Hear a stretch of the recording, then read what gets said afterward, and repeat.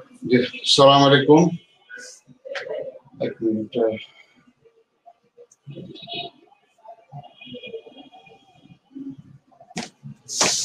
Hopefully সবাই ভালো আছেন। আপনারা যারা ভাইবার জন্য প্রস্তুতি নিচ্ছেন, নিঃসন্দেহে আপনাদের প্রিপারেশন বেশ ভালো, আমি আশা করছি। ডেফিনেটলি আমি চাইও আপনাদের প্রস্তুতি আরো ভালো থাকুক, আরো সুন্দর হোক। কারণ ভাইবা এমন একটা জায়গায় আপনারা এসে এখন দাঁড়িয়েছেন যেখান থেকে একেবারে চাকরি পাওয়ার শেষ পদক্ষেপ আমরা পরীক্ষার জন্য বলতে পারি। পরীক্ষার শেষ পদক্ষেপ এটা। এখন কেউ যদি, যেহেতু আপনারা ডেফিনেটলি, আপনাদের সাথে তো আগেও কথা হয়েছে, কংগ্রেচুলেটও করেছি। 16 তারিখ থেকে ভাইবা শুরু হয়ে যাচ্ছে, কার কবে আমি জানি না। সুতরাং যে যারই যখনই হোক, সবাই ভালো করেন, এই আশা, এই দোয়া, এই আশীর্বাদ করে শুরু করতে চাচ্ছি। আর ভাইবাতে যদি কেউ ফেল না করে তাহলে আশা করা যায় যে ইনশাআল্লাহ সে ক্যাডার বা নন ক্যাডার বা কোনো একটা জব পিএসসির মাধ্যমে সে পেয়ে যাবে ইনশাআল্লাহ। নন ক্যাডারের দ্বিতীয় শ্রেণী হলেও পাবে। যদিও আমরা আশা করি না সেটা, আমরা আশা করি যে সবাই ইনশাআল্লাহ ক্যাডার হবেন, ভালো দিবেন, ভাইবা ভালো করবেন, ভাইবাতে 70% মার্ক ক্যারি করেন, সেই আশা, সেই দোয়া তো আমরা করি, সেই প্রস্তুতিও আমরা নিতে থাকি। ভাইবাতে কিভাবে প্রস্তুতি নিতে হয় সে ব্যাপারে আমরা প্রথমে ক্লাস একটা নিয়েছিলাম অনেক লম্বা সময় ধরে, যে কিভাবে ভালো প্রস্তুতি নেওয়া যায়। আজকে আমাদের মূল আলোচনার বিষয়টা হলো বিসিএস পররাষ্ট্র বিষয়, যার ভিতরে আমি 2-3টা বিষয় আলাপ করতে চাই যতদূর সময় কভার করে। এবং নিঃসন্দেহে আপনাদের একটা প্রশ্ন থাকবেই, স্বাভাবিকভাবেই থাকবে। যেহেতু আমরা সময় মতো শুরু করতে পেরেছি, আমার ধারণা যে হয়তো আজকে আপনারা শুনতে পাচ্ছেন ঠিক মতো, আগের দিনের মতো সমস্যা হচ্ছে না আশা করি ইনশাআল্লাহ। সো হলে তো ওদিকে আমাদের জাভেদ আছেন, ওনার সাথে যোগাযোগ করলে সে আবার এটাকে ঠিক করে দেওয়ার চেষ্টা করবে। আমাদের যেগুলো আজকে আলাপের বিষয়, একটা হলো আপনার হায়ারার্কি, পররাষ্ট্র মন্ত্রণালয় বা মিশনগুলোতে পদসোপানগুলো, সেগুলোর মিনিস্ট্রি এবং কি বলে মিশন, এদের মধ্যে সাম্যতা বিধান, মানে হায়ারার্কির ইকুইভ্যালেন্স ঠিক করা। কিছু ডিপ্লোম্যাটিক টার্মস আছে যেগুলো পররাষ্ট্র মন্ত্রণালয় যারা প্রথম পছন্দ দেন তাদেরকে জিজ্ঞেস করা হয়ে থাকে অনেক সময় ভাইবা বোর্ডে। মোটামুটি আমরা সেরকম কিছু টার্মিনোলজি নিয়ে আলাপ করার চেষ্টা করব। দেন আপনার ভিয়েনা কনভেনশন আছে আমাদের, দুইটা Vienna convention on diplomatic relations 1961, Vienna convention on consular relation 1963। দুটো নিয়েই আমরা ওটার মূল বিষয়গুলো, বিশেষ করে আপনার ডিপ্লোম্যাটদের কার্যাবলী বা ডিপ্লোম্যাটিক মিশনের কার্যাবলী, কনসুলার মিশনের কার্যাবলী, ইমিউনিটিজ এবং প্রিভিলেজেস, এগুলো বিষয় নিয়ে আমরা আলাপ করবো ইনশাআল্লাহ। তারপরে যদি আমরা সময় পাই তাহলে স্বাধীনতার যুদ্ধে বাংলাদেশের সেই সময়কার যারা বাংলাদেশে জন্মগ্রহণকারী ডিপ্লোম্যাট ছিলেন, পাকিস্তান দূতাবাসে চাকরি করতেন, তখন যেহেতু পাকিস্তান ছিল এই জন্য পাকিস্তান দূতাবাস বলছি, তারা বাংলাদেশের ক্রিয়েশনে ডিপ্লোম্যাটরা কি ভূমিকা পালন করেছিল সেটাও আমরা আলাপ করব। আর তারপরেও যদি আমরা সময় কুলাতে পারি তাহলে বাংলাদেশ ফরেন পলিসির যে অ্যাচিভমেন্ট বা চ্যালেঞ্জ, এ পর্যন্ত কি কি আমাদের বাংলাদেশ ফরেন পলিসির অর্জন আছে, কি কি চ্যালেঞ্জ আমাদের সামনে আছে, এবং এটার ফিউচার ডাইরেকশন বা ওয়ে ফরওয়ার্ড কি হতে পারে, সেটাও আমরা আলাপ করতে পারি যদি আমাদের সময় কুলায় ইনশাআল্লাহ। সো আমরা এই কয়েকটা ভাগে আমরা ভাগ করছি: পদসোপান, তারপরে terminology, then diplomatic immunities, privileges, functions, that means Vienna convention. 4 নম্বরে গিয়ে মুক্তিযুদ্ধে বাংলাদেশি ডিপ্লোম্যাটদের অবদান, এবং সর্বশেষে গিয়ে ফরেন পলিসির অ্যাচিভমেন্ট, চ্যালেঞ্জেস এবং ওয়ে ফরওয়ার্ড। 5টা বিষয় যতদূর আমরা সময় করতে পারি। আমি অ্যাপ্রক্সিমেটলি 1 ঘন্টা, ধরেন 9:15 তো 10:15 পর্যন্ত আমি হয়তো কথা বলবো আপনাদের সাথে।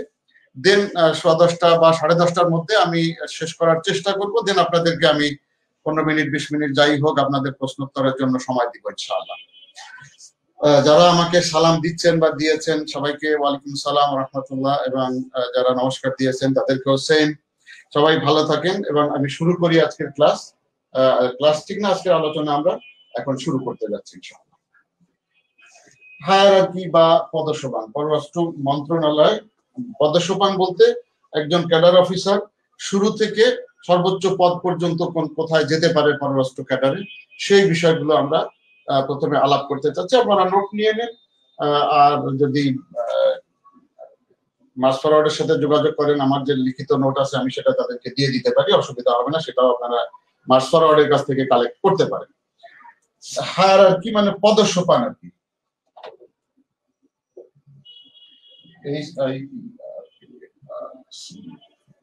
হায়ারার্কি আমরা একটা হলো মন্ত্রণালয়ের হায়ারার্কি, আর একটা হলো আমাদের মিশনের হায়ারার্কি। আমরা মন্ত্রণালয়টাকে আগে শুরু করি। জয়েন যখন করবে কেউ তখন সহকারী সচিব হিসাবে সাধারণত জয়েন করে থাকেন ওনারা। এখান থেকে প্রমোশন যখন হয়, সাধারণত সবকিছু ঠিকঠাক থাকলে 5 বছরে সিনিয়র অ্যাসিস্ট্যান্ট সেক্রেটারি হওয়ার কথা। এটা আরেকটা পদোন্নতি পোস্ট। 3 নম্বরে গিয়ে এরপরে যখন চাকরি আরো 5 বছর সিনিয়র অ্যাসিস্ট্যান্ট সেক্রেটারি হিসাবে হয় এবং টোটাল চাকরি 10 বছর হয়ে যায় মন্ত্রণালয়ে, তখন ডাইরেক্টর হিসাবে পদোন্নতি পান। ডাইরেক্টর হিসাবে পদোন্নতির 5 বছর পরে, টোটাল কমসে কম 15 বছর চাকরির পরে ডাইরেক্টর জেনারেল হন মন্ত্রণালয়ে, ডাইরেক্টর জেনারেল। এরপরে আরো মিনিমাম 3 ইয়ার্স, টোটাল অ্যাটলিস্ট 18-20 বছর চাকরি যখন হয়ে যায় তখন অ্যাডিশনাল ফরেন সেক্রেটারি হিসাবে ওনারা পদোন্নতি পান। Additional foreign secretary. আর সর্বোচ্চ পদ যেটা আছেন ওটা উনি ফরেন সেক্রেটারি মহোদয়। এ হলো আমাদের পররাষ্ট্র মন্ত্রণালয়ের পদসোপান। Assistant secretary, senior assistant secretary, director, director general, additional foreign secretary, foreign secretary. এই 6টা পদ মন্ত্রণালয়ে সাধারণত আছে। যখন আমরা মিশনে যাই, মিশন বলতে আমরা দূতাবাস বোঝাচ্ছি। দূতাবাস বলতে হাই কমিশন, এমবাসি দুটোই। আমরা কিছু টার্মিনোলজি নিয়ে আগেই আলাপ বোধহয় করেছিলাম একবার, তারপরে আপনারা যখন আমরা আবার আসবো তখন দেখা যাবে। মিশন, আমরা হেডকোয়ার্টার্স আলাপ করলাম বা মন্ত্রণালয় আলাপ করলাম। মিশন বলতে দূতাবাস বা হাই কমিশন আমরা আলাপ করে থাকি। দূতাবাস আর হাই কমিশনের পার্থক্য আপনারা জানেন যে দুইটা দেশই যখন কমনওয়েলথ কান্ট্রি হয়, রিসিভিং সেন্ডিং স্টেট, তখন সেটাকে হাই কমিশন বলে। যদি দুটো দেশ একসাথেই কমনওয়েলথের কান্ট্রি, একসাথে বলতে দুটো দেশই যদি কমনওয়েলথের মেম্বার কান্ট্রি না হয়, একটা যদি কমনওয়েলথ হয় একটা না হয়, অথবা দুটোই যদি কমনওয়েলথের মেম্বার না হয়, সেই ক্ষেত্রে এক দেশের সাথে আর এক দেশের দূতাবাস বলা হয়ে থাকে। তো মিশনে আমরা প্রথমে সাধারণত যিনি যান, অ্যাটাশে একটা পোস্ট আছে বাট ওইভাবে না, ঠিক আছে। থার্ড সেক্রেটারি থেকে এখন শুরু হয়। থার্ড সেক্রেটারি, তৃতীয় সচিব, সেকেন্ড সেক্রেটারি, দেন ফার্স্ট সেক্রেটারি, প্রথম সচিব, এরপরে কাউন্সিলর, কাউন্সিলর, দেন মিনিস্টার, সর্বশেষ অ্যাম্বাসেডর। এটা দূতাবাসের জন্য, রাষ্ট্রদূত, অ্যাম্বাসেডর। এই 6টা পোস্ট সাধারণত দূতাবাসে থেকে থাকে। এখন যদি এটা এমবাসি না হয়ে হাই কমিশন হয়, তখন এই যে 4টা পোস্ট, এই 4টা পোস্ট একই থাকবে। মিনিস্টার যেটা, এটা শুধু নামটা চেঞ্জ হয়ে ডেপুটি হাই কমিশনার হবে, ডেপুটি হাই কমিশনার। আর অ্যাম্বাসেডর যেটা, এটার নাম পরিবর্তন হয়ে হবে high commissioner. Deputy high commissioner আর এটা হবে হাই কমিশনার। বাকি যে 4টা পদ, এই 4টা পদ ঠিক থাকবে, এটা হাই কমিশনের জন্য। তার মানে এই অংশটা হলো আমার প্রথমে দূতাবাস বা এমবাসির জন্য। হাই কমিশন যখন হবে এই 4টা ঠিক থাকবে। এই মিনিস্টারের পদটাকে তখন ডেপুটি হাই কমিশনার বলা হবে, অ্যাম্বাসেডর পদটাকে হাই কমিশনার বলা হবে। এটা হলো দূতাবাসের পদসোপান। এখন আমাদের দূতাবাস সাধারণত 2 ধরনের থেকে থাকে। একটা হলো আমরা ফুল মিশন বলি, আর একটা সাব মিশন বলি, উপ মিশন। ফুল মিশন হলো হাই কমিশন বা এমবাসি। হাই কমিশন বা এমবাসিকে আমরা ফুল মিশন বলি, যেটা সাধারণত ক্যাপিটালেই থাকে, রাজধানীতে থেকে থাকে। রিসিভিং স্টেটের রাজধানীতে দূতাবাসটা, ফুল মিশনটাই স্থাপিত হয়ে থাকে। সাব মিশন গুলো প্রয়োজন অনুযায়ী এক একটা দেশে একাধিক থাকতে পারে, অনেকগুলো থাকতে পারে। এটা নির্ভর করে দুই দেশের সম্পর্কের উপরে, দুই দেশের কার্য কতটা ব্যস্ত, মানে কাজ প্রয়োজন দুই দেশের ভিতরে, সেটার উপরে। ওই দেশের যে ডায়াসপোরা বা ওই দেশের যে বাংলাদেশি নাগরিক আছে তাদের সংখ্যা কেমন আছে, তাদেরকে সার্ভ করা, এই অনেকগুলো বিষয় নিয়ে উপমিশন খোলা হয়ে থাকে। সাধারণত এটা ক্যাপিটালের বাইরে বড় দেশগুলোতেই খোলা হয়ে থাকে। বিভিন্ন নামে এগুলোকে ডাকা হয়ে থাকে। সাধারণত মূল নাম অফিসিয়ালি হলো কনসুলেট জেনারেল, অফিসটার নাম কনসুলেট জেনারেল। উপমিশন যেগুলো, এগুলো আসলে কনসুলার পোস্ট বলে। কনসুলার পোস্ট কি, ডিপ্লোম্যাটিক পোস্ট কি, আমরা আসবো সামনে যখন আমরা দেখবো তখন এটা আবার ইনশাআল্লাহ আলাপ করবো। কনসুলেট জেনারেল, যেমন আমি বলি রিয়াদে আমাদের দূতাবাস আছে, বাংলাদেশ এম্বাসি, এটা মূল অফিস। জেদ্দাতে আমাদের কনসুলেট জেনারেল অফিস আছে। কনসুলেট জেনারেল গুলা দূতাবাসের আওতায় থেকে কাজ করে থাকে। বা যদি আমরা ইউএইর ক্ষেত্রে বলি, আবুধাবিতে আমাদের বাংলাদেশ দূতাবাস রয়ে গেছে এবং কনসুলেট জেনারেল দুবাইতে আমাদের একটা অফিস আছে। যেহেতু দুবাইয়ের সাথে আমাদের অনেক ধরনের যোগাযোগ বেশি, বাঙালি বেশি আছে, সেখানে ব্যবসা বাণিজ্যের বিষয় বেশি থাকে, সেখানে আমাদের মানে লেবার শ্রেণীর লোকজন বেশি আছে, সবাইকে সার্ভ করা লাগে। তো এই সব কিছু মিলে ওখানে আমাদের সরকারের সিদ্ধান্ত অনুযায়ী একটা কনসুলেট জেনারেল খোলা হয়েছে। এটা ইনফ্যাক্ট আমাদের সরকার এবং যে দেশে পাঠানো হতো দুই দেশের সরকারেরই, আমাদের দেশের সরকার ইচ্ছে করবে, ওই দেশের সরকার অনুমতি দিবে, তাহলেই মিশন খোলা যাবে। এই মিশন, ফুল মিশন, সাব মিশন তখন খোলা যাবে দুই দেশের অনুমতির ভিত্তিতে। এটা হলো আমার কনসুলেট জেনারেল। অনেক সময় কনসুলেট জেনারেলের চেয়ে ছোট হতে পারে। যেমন আগে কনসুলেট জেনারেলের আরেকটা নামেও ডাকা হয়ে থাকে, যেটা কনসুলেট জেনারেল, বাট সেটাকে ডেপুটি হাই কমিশন নামেও কখনো কখনো ডাকা হয়ে থাকে। যেহেতু হাই কমিশন গুলো যেখানে আছে সেই জায়গায় গুলোতে কনসুলেটকে ডেপুটি হাই কমিশন, কনসুলেট জেনারেলকে ডেপুটি হাই কমিশন হিসাবে ডাকা হয়ে থাকে। যেমন যদি আপনি ভারতের কথা বলেন, ভারতের নয়াদিল্লিতে আমাদের হাই কমিশন আছে, কলকাতাতে আমাদের ডেপুটি হাই কমিশন আছে। ইনফ্যাক্ট এই ডেপুটি হাই কমিশনটা কনসুলেট জেনারেলি, শুধু হাই কমিশন বা যেহেতু হাই কমিশন ওটা, এই জন্য নামটাকে ডেপুটি হাই কমিশন বলা হচ্ছে। বা বোম্বেতে আমাদের, বোম্বাই বা মুম্বাই, সেখানে আমাদের যে কনসুলেট জেনারেল অফিসটা আছে সেটাকে আমরা ডাকি ডেপুটি হাই কমিশন হিসাবে।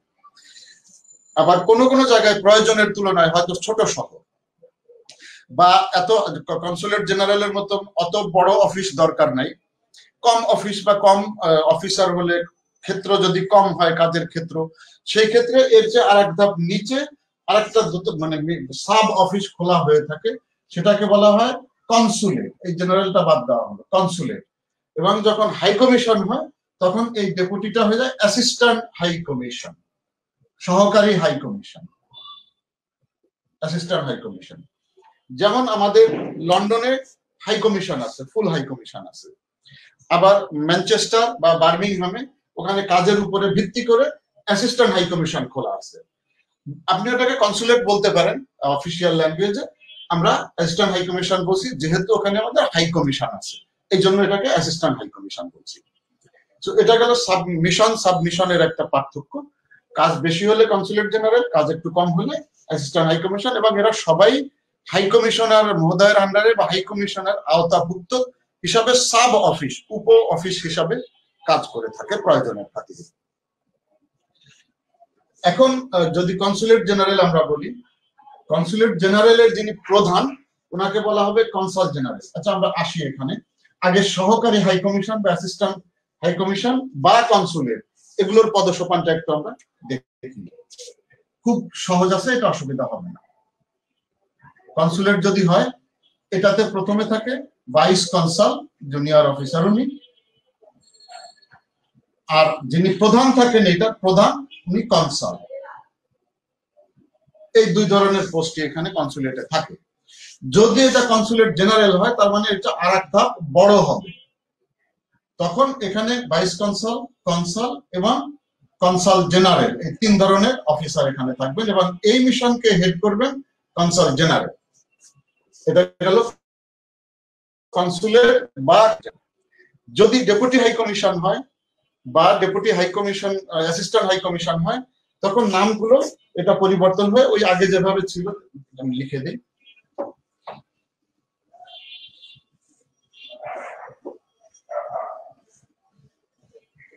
এতদূর আপনাদের হয়তো প্রয়োজন হবে না। Assistant high commission,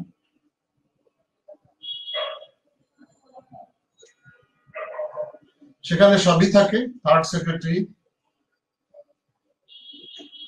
second secretary, first secretary,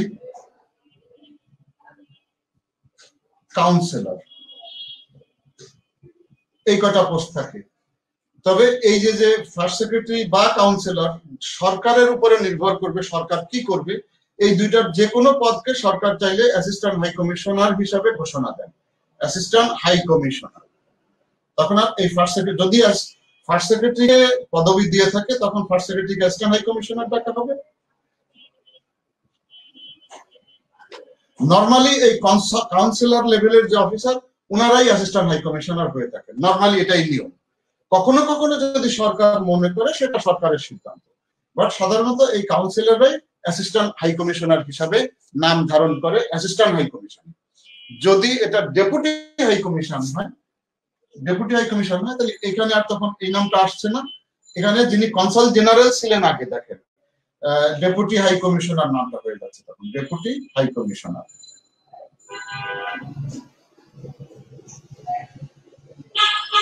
councillor পর্যন্ত ঠিক থাকছে, third secretary, second secretary, first secretary, councillor, then এই পোস্টটা যেহেতু সিনিয়র ডেপুটি হাই কমিশনার, উনি ডেপুটি হাই কমিশনার, তখন অ্যাসিস্ট্যান্ট না থেকে ডেপুটি হাই কমিশন হচ্ছে, ওটার প্রধান হিসাবে ডেপুটি হাই কমিশনার দায়িত্ব পালন করবে। এটা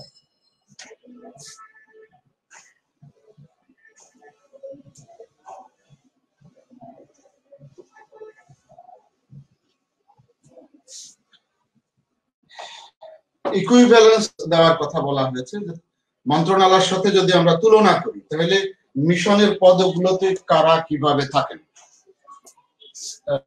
আমরা থার্ড সেক্রেটারি থেকে শুরু করি। থার্ড সেক্রেটারিরা মন্ত্রণালয়ে অ্যাসিস্ট্যান্ট সেক্রেটারি যারা, ওনারা অ্যাসিস্ট্যান্ট সেক্রেটারি। এনারা যখন দূতাবাসে যান তখন থার্ড সেক্রেটারি হয়ে যান, দূতাবাস বা হাই কমিশনে।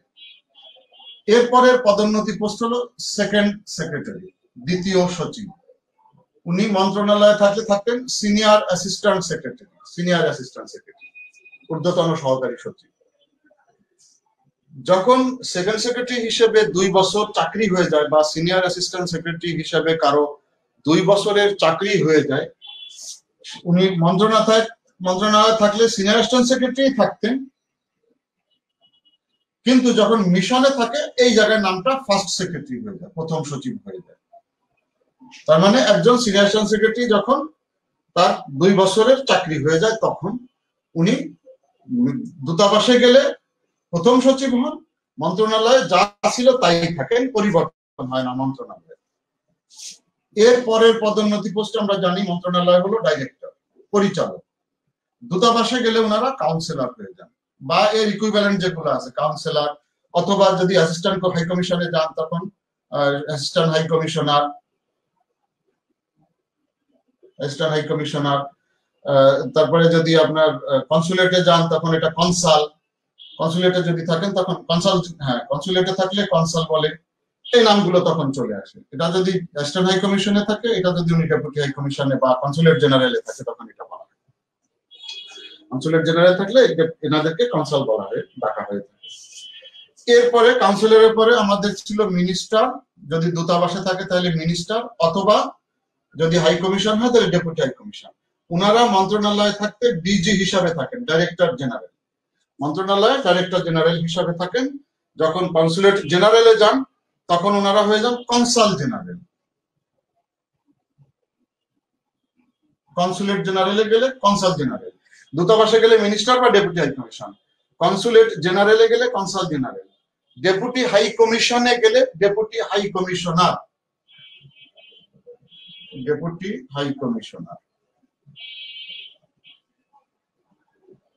এই নামগুলো ওনাদের ধারণ করেন তখন।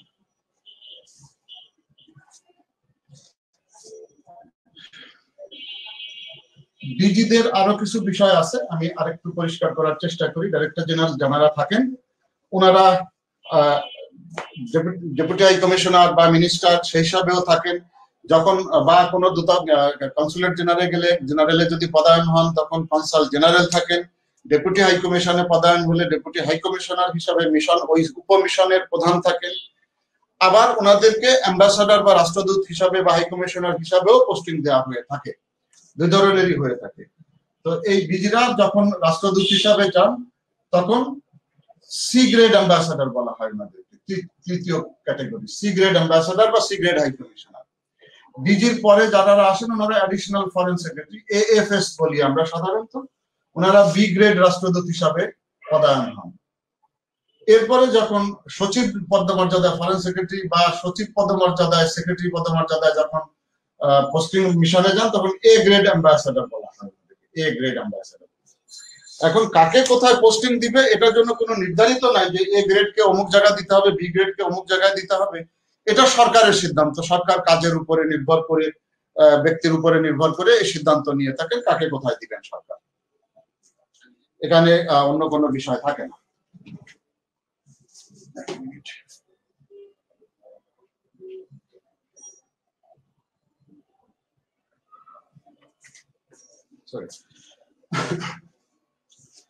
এটা গেল আমাদের দূতাবাসের সাথে মন্ত্রণালয়ের যে ইকুইভ্যালেন্স। তার মানে আমরা হায়ারার্কি গুলো মোটামুটি জেনে গেলাম যে কিভাবে হায়ারার্কি গুলো ঠিক করা হয়ে থাকে এবং তার মন্ত্রণালয়ে তার তুল্য জিনিসগুলো কি কি আছে। এখন আমরা যেতে চাচ্ছি ইম্পর্টেন্ট টার্মিনোলজি গুলোতে। দূতাবাসে বা ডিপ্লোম্যাটিক লাইফে যে সমস্ত গ্লোসারি বা শব্দকোষ ব্যবহার হয়ে থাকে সেই কিছু শব্দকোষ আমরা আলাপ করতে চাচ্ছি। যেমন অ্যাম্বাসাডার বা হাই কমিশনার বা ইনভয় বা নানসিও, এই সবগুলো যারা আছে সবগুলো একই কথা। Ambassador,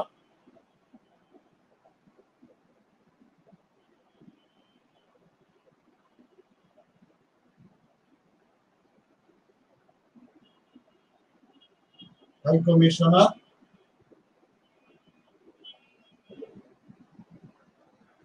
envoy,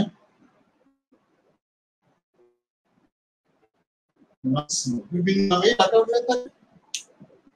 envoy in fact common একটা শব্দ, এই সবাইকেই ইনভয় বলা হয়। অ্যাম্বাসাডার, হাই কমিশনার, নানসিও সবাই ইনভয়। অ্যাম্বাসাডার আমরা একটু আগেই যখন আলাপ করলাম বলেছি যে যখন সেন্ডিং এবং রিসিভিং স্টেট উভয়েই কমনওয়েলথ কান্ট্রি না হয় অথবা যে কোনো একটা দেশ যদি কমনওয়েলথ সদস্য না হয় তখন দূতাবাসের যিনি প্রধান থাকছেন তিনি হলে অ্যাম্বাসাডার বা রাষ্ট্রদূত। আর যদি সেন্ডিং স্টেট, রিসিভিং স্টেট দুটোই যদি কমনওয়েলথের সদস্য রাষ্ট্র হয়ে থাকে তখন আমরা বলি সেটাকে হাই কমিশনার।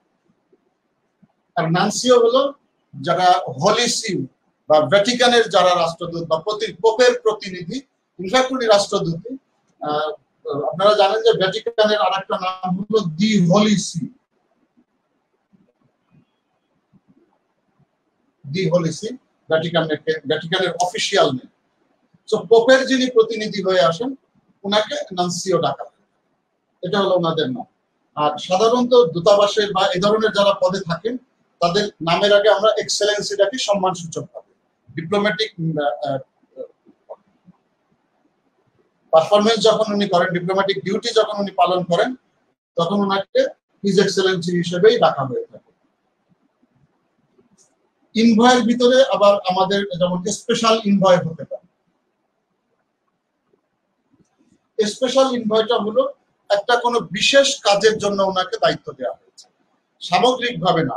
যিনি নর্মাল অ্যাম্বাসাডার বা হাই কমিশনার ওনাদেরকে বলা হয় যে এক্সট্রাঅর্ডিনারি প্লেনিপোটেনশিয়াল।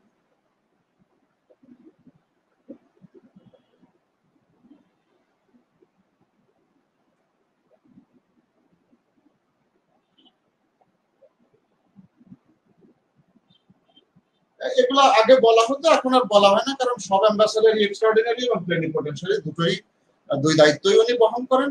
এই জন্য এখন আর এগুলা বলা হয় না, আগেটা বলা হতো। এটার অর্থ হলো যে উনাকে সব ধরনের ক্ষমতা উনার সেন্ডিং স্টেট থেকে ওখানে দেওয়া হয়েছে যে রাষ্ট্রের পক্ষে, দেশের পক্ষে, দেশের ভালো করার জন্য সব ধরনের কাজ উনি করবেন এবং সব ধরনের ক্ষমতা উনি প্রয়োগ করবেন। কাজও করবেন, সব ক্ষমতাও উনি প্রয়োগ করবেন দেশের পক্ষে। এই যে সব কাজ করা এবং ক্ষমতা, এই জন্য বলা হয় এক্সট্রাঅর্ডিনারি এবং প্লেনিপোটেনশিয়াল। যখন স্পেশাল ইনভয় ব্যাপারটা আসে, স্পেশাল ইনভয়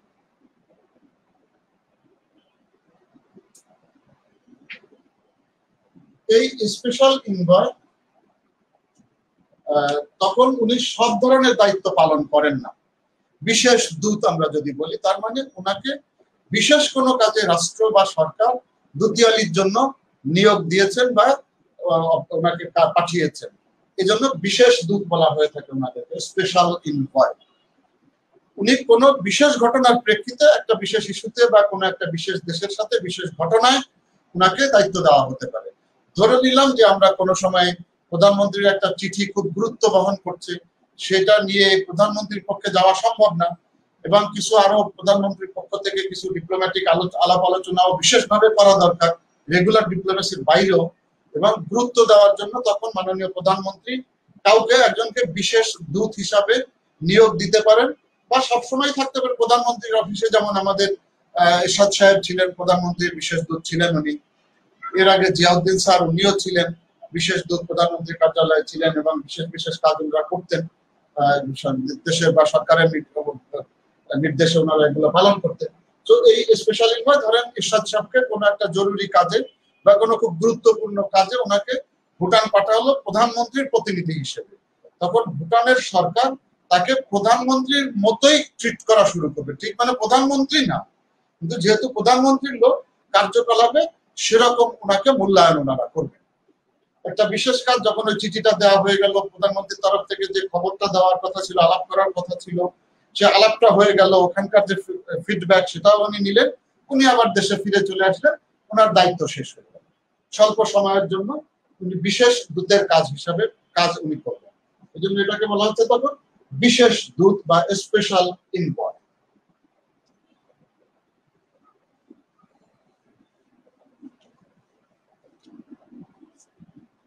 সিডিএ, সিডিএ এর ফুল ফর্মটা হলো চার্জ দ্য অ্যাফেয়ার্স আমরা বলে থাকি,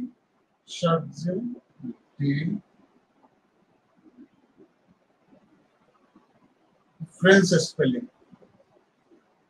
চার্জ দ্য অ্যাফেয়ার্স আমরা সাধারণত বলে থাকি, যদিও উচ্চারণটা ফ্রেঞ্চে ভিন্ন রকমের, বাট ঠিক আছে আপনি চার্জ দ্য অ্যাফেয়ার্স বলেন। সিডিএ, সিডিএ দুই ধরনের, একটা হলো যে সিডিএ একটা ফুল, আর একটা হলো আপনার সিডিএ এআই।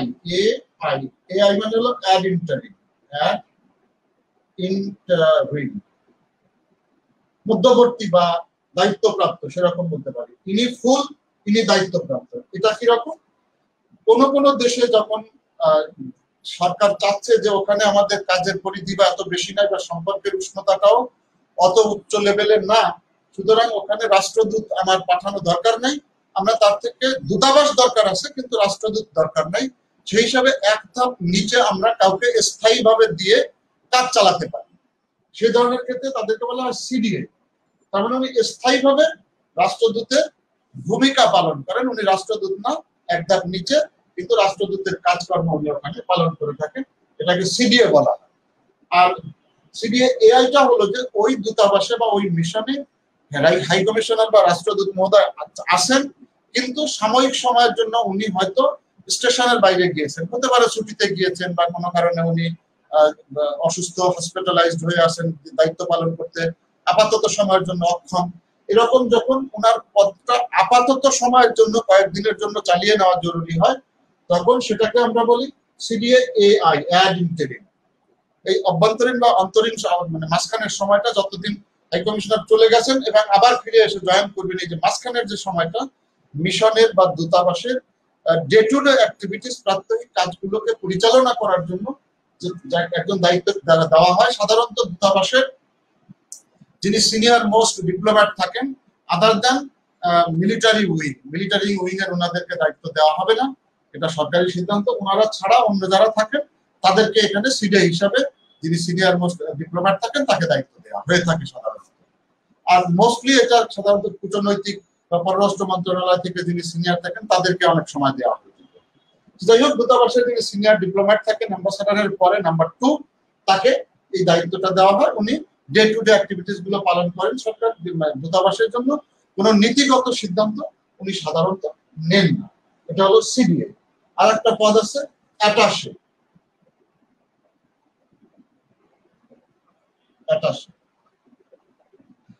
অ্যাটাশেটাও সাধারণত উনি কূটনৈতিক সব দায়িত্ব উনি পালন করেন না, উনি একটা বিশেষ দায়িত্ব পালন করে থাকেন, উনি স্পেসিফিক কাজ করে থাকেন, সব ধরনের কাজ উনাকে করতে বলা হয় না।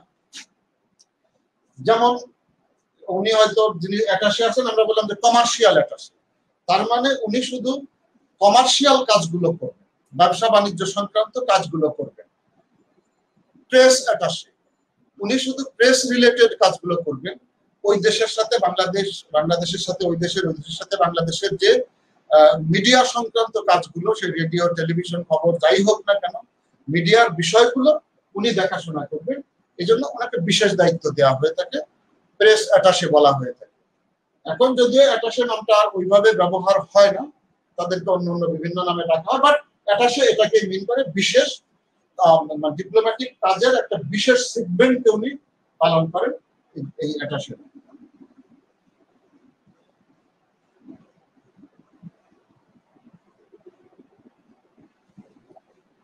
দেন আসেন আপনি accreditation, concurrent accreditation.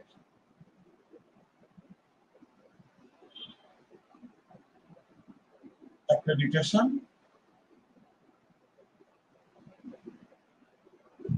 concurrent accreditation, resident ambassador,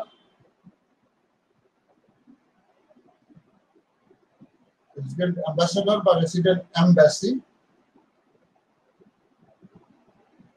একটা হলো নন রেসিডেন্ট অ্যাম্বাসেডর,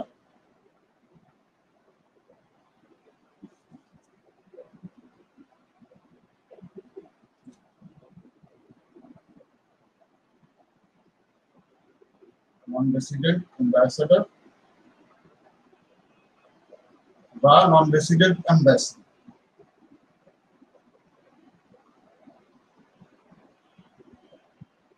আমরা এগুলো এখন ব্যাখ্যা করার চেষ্টা করব।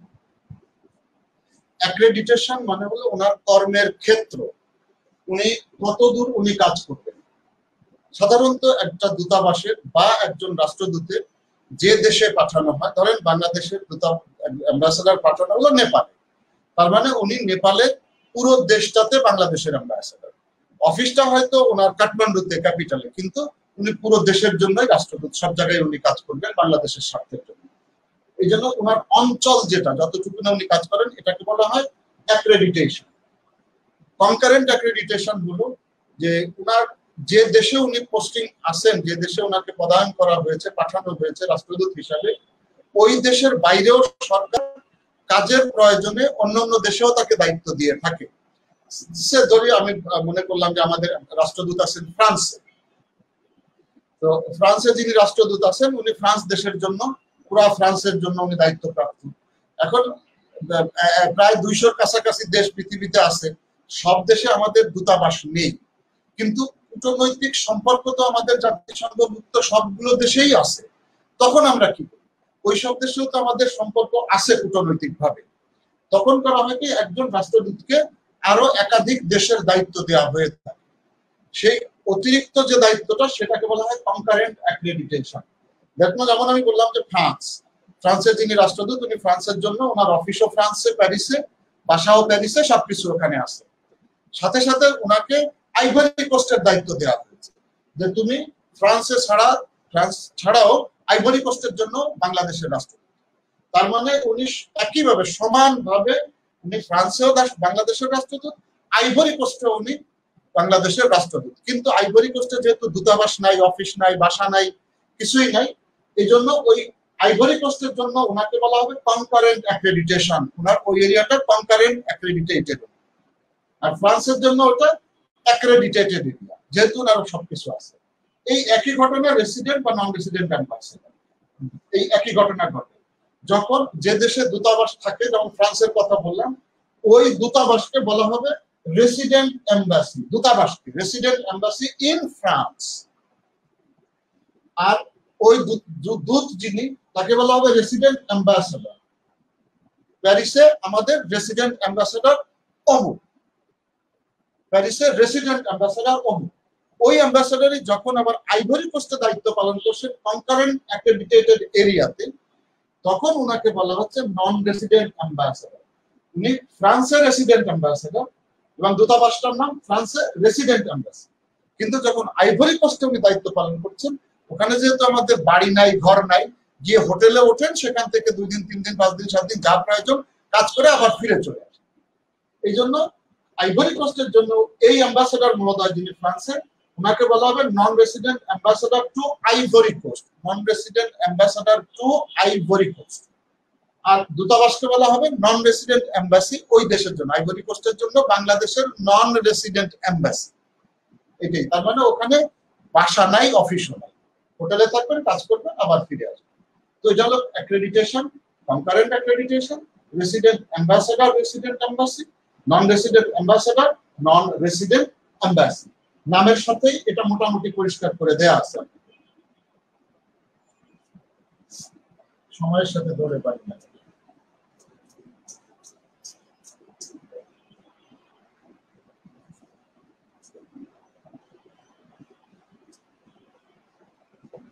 এবার আমরা আসবো লেটার অফ ক্রেডেন্স।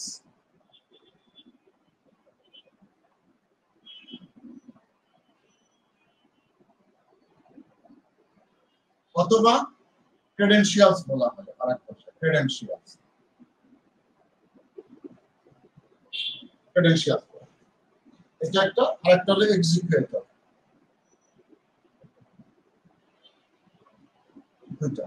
এটা একটা জিনিস, এটা অন্য জিনিস। লেটার অফ ক্রেডেন্স বা ক্রেডেনশিয়ালস এটা এক ধরনের চিঠি, যেটা রাষ্ট্রের প্রধান যখন কোন রাষ্ট্রদূত নিয়োগ দেন অন্য দেশে, তখন ওই দেশে রাষ্ট্রপ্রধানের কাছে যে দেশ থেকে পাঠানো হচ্ছে, দ্যাট মিনস সেন্ডিং স্টেটের রাষ্ট্রপ্রধান, নট সরকার প্রধান, রাষ্ট্রপ্রধান, যেহেতু উনি রাষ্ট্রের প্রতিনিধি, রাষ্ট্রদূত রাষ্ট্রের প্রতিনিধি, সরকারের প্রতিনিধি না, এই জন্য রাষ্ট্রের প্রধান একটা চিঠি লিখে দেন রিসিভিং স্টেটের রাষ্ট্রের প্রধানের কাছে। তার মানে ধরেন কেউ যদি ব্রিটেনে যায়, ইউকেতে যায়, তো বাংলাদেশের মহামান্য রাষ্ট্রপতি ব্রিটেনের রানীর কাছে একটা পত্র লিখে দিবেন, যে পত্রটা আমাদের এই হাই কমিশনার বা অ্যাম্বাসেডর যিনি, উনি এটা বয়ে নিয়ে যাবেন এবং রানীর কাছে উনি জমা দিবেন। সেটা কিভাবে, আমরা সেটা আসবো। যে চিঠি যেটা দেওয়া হয়, আমাদের প্রেসিডেন্ট দিলেন রানীর কাছে, বা ভারতের রাষ্ট্রপতি উনি ভারতের যিনি হাই কমিশনার বাংলাদেশে আসলো, তার কাছে একটা চিঠি দিয়ে দেন বাংলাদেশের রাষ্ট্রপতিকে মার্ক করে, সরি, বাংলাদেশের রাষ্ট্রপতি বরাবর। এই যে চিঠি, এই চিঠিটাকে বলা হয় লেটার অফ ক্রেডেন্স অর ক্রেডেনশিয়ালস। এর ভিতরে রাষ্ট্রপতি এইগুলাই অনুরোধ করেন, ওর ভিতরে চিঠিতে লেখা থাকে যে এটা আমাদের দেশের তরফ থেকে, আমার তরফ থেকে গেল, উনি খুব প্রজ্ঞাবান মানুষ, বিদ্বান মানুষ ইত্যাদি, এবং উনি সব ধরনের দায়িত্ব ওখানে পালন করবেন, এবং আপনি ওখানে যতদিন উনি আপনার দেশে দায়িত্ব পালন করবেন, আমি আশা করব যে উনার কাজের সব ধরনের সহায়তা আপনারা তাকে দিবেন, লিগালি যে কোনো ধরনের প্রয়োজন সহযোগিতা আপনারা তার অবস্থানকালে এক্সটেন্ড করবেন, যাতে করে আমাদের দুই দেশের ভিতরে সম্পর্ক আরো বেশি ভালো হওয়ার জন্য উনি সব ধরনের পরিশ্রম কার্যকলাপ করতে পারেন। এটা হলো মূল কথা থাকে লেটার অফ ক্রেডেন্স বা ক্রেডেনশিয়ালস। আরেকটা হলো এক্সিকিউটর। এক্সিকিউটরটা হলো যখন এটা অ্যাম্বাসেডরদের জন্য, এটা দেওয়া হয় কনসাল জেনারেল বা ডেপুটি হাই কমিশনার। এটা দেওয়া হয় কনসাল জেনারেল, সিজি, বা ডেপুটি হাই কমিশনার, উপমিশন প্রধান, উপমিশন প্রধান। এটা এই ডেপুটি হাই কমিশনার যদি হাই কমিশনের ভিতরে থাকে তখন উনি এটা নেবেন না, কিন্তু উনি যদি আলাদা জায়গায় থাকেন, যেমন দিল্লিতে আমাদের হাই কমিশন আছে, ওখানে আমাদের ডেপুটি হাই কমিশনারও আছে দিল্লিতে। এই দিল্লিতে যিনি ডেপুটি হাই কমিশনার আছেন দূতাবাসের মধ্যে, হাই কমিশনের মধ্যে, উনাকে এক্সিকিউটর দেওয়া হবে না, কারণ উনি স্বাধীন পোস্ট হোল্ড করছেন না, উনি সরাসরি অ্যাম্বাসেডর উনার উপরে বসাই আছে ওই দূতাবাসে। কিন্তু যদি কলকাতা বা বোম্বেতে হয়, তখন হাই কমিশনার কলকাতা বা বোম্বেতে বসে নাই, হাই কমিশনার আছেন দিল্লিতে বসে।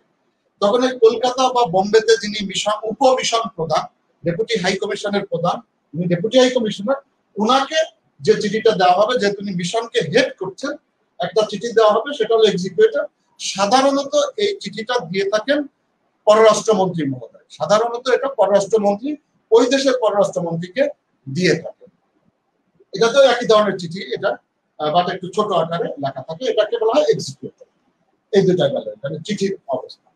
এখন আমরা আসি যে প্রেজেন্ট করে কিভাবে, ক্রেডেনশিয়াল প্রেজেন্ট করে কিভাবে, এটা আপনাদের ভাইভাতে জিজ্ঞেস করে, যেগুলো আলাপ করছে অনেক কিছুই কিন্তু ভাইভাতে যারা ফরেন সার্ভিস অপশন দিয়েছেন অনেককেই জিজ্ঞেস করে। একটা হলো আপনার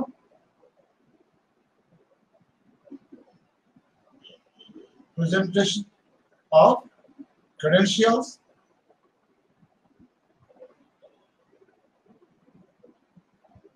এটা একটা, আরেকটা হলো রিপ্রেজেন্টিং এ কান্ট্রি, দুটোই জিজ্ঞেস করে ভাইবা, রিপ্রেজেন্টিং ইওর কান্ট্রি।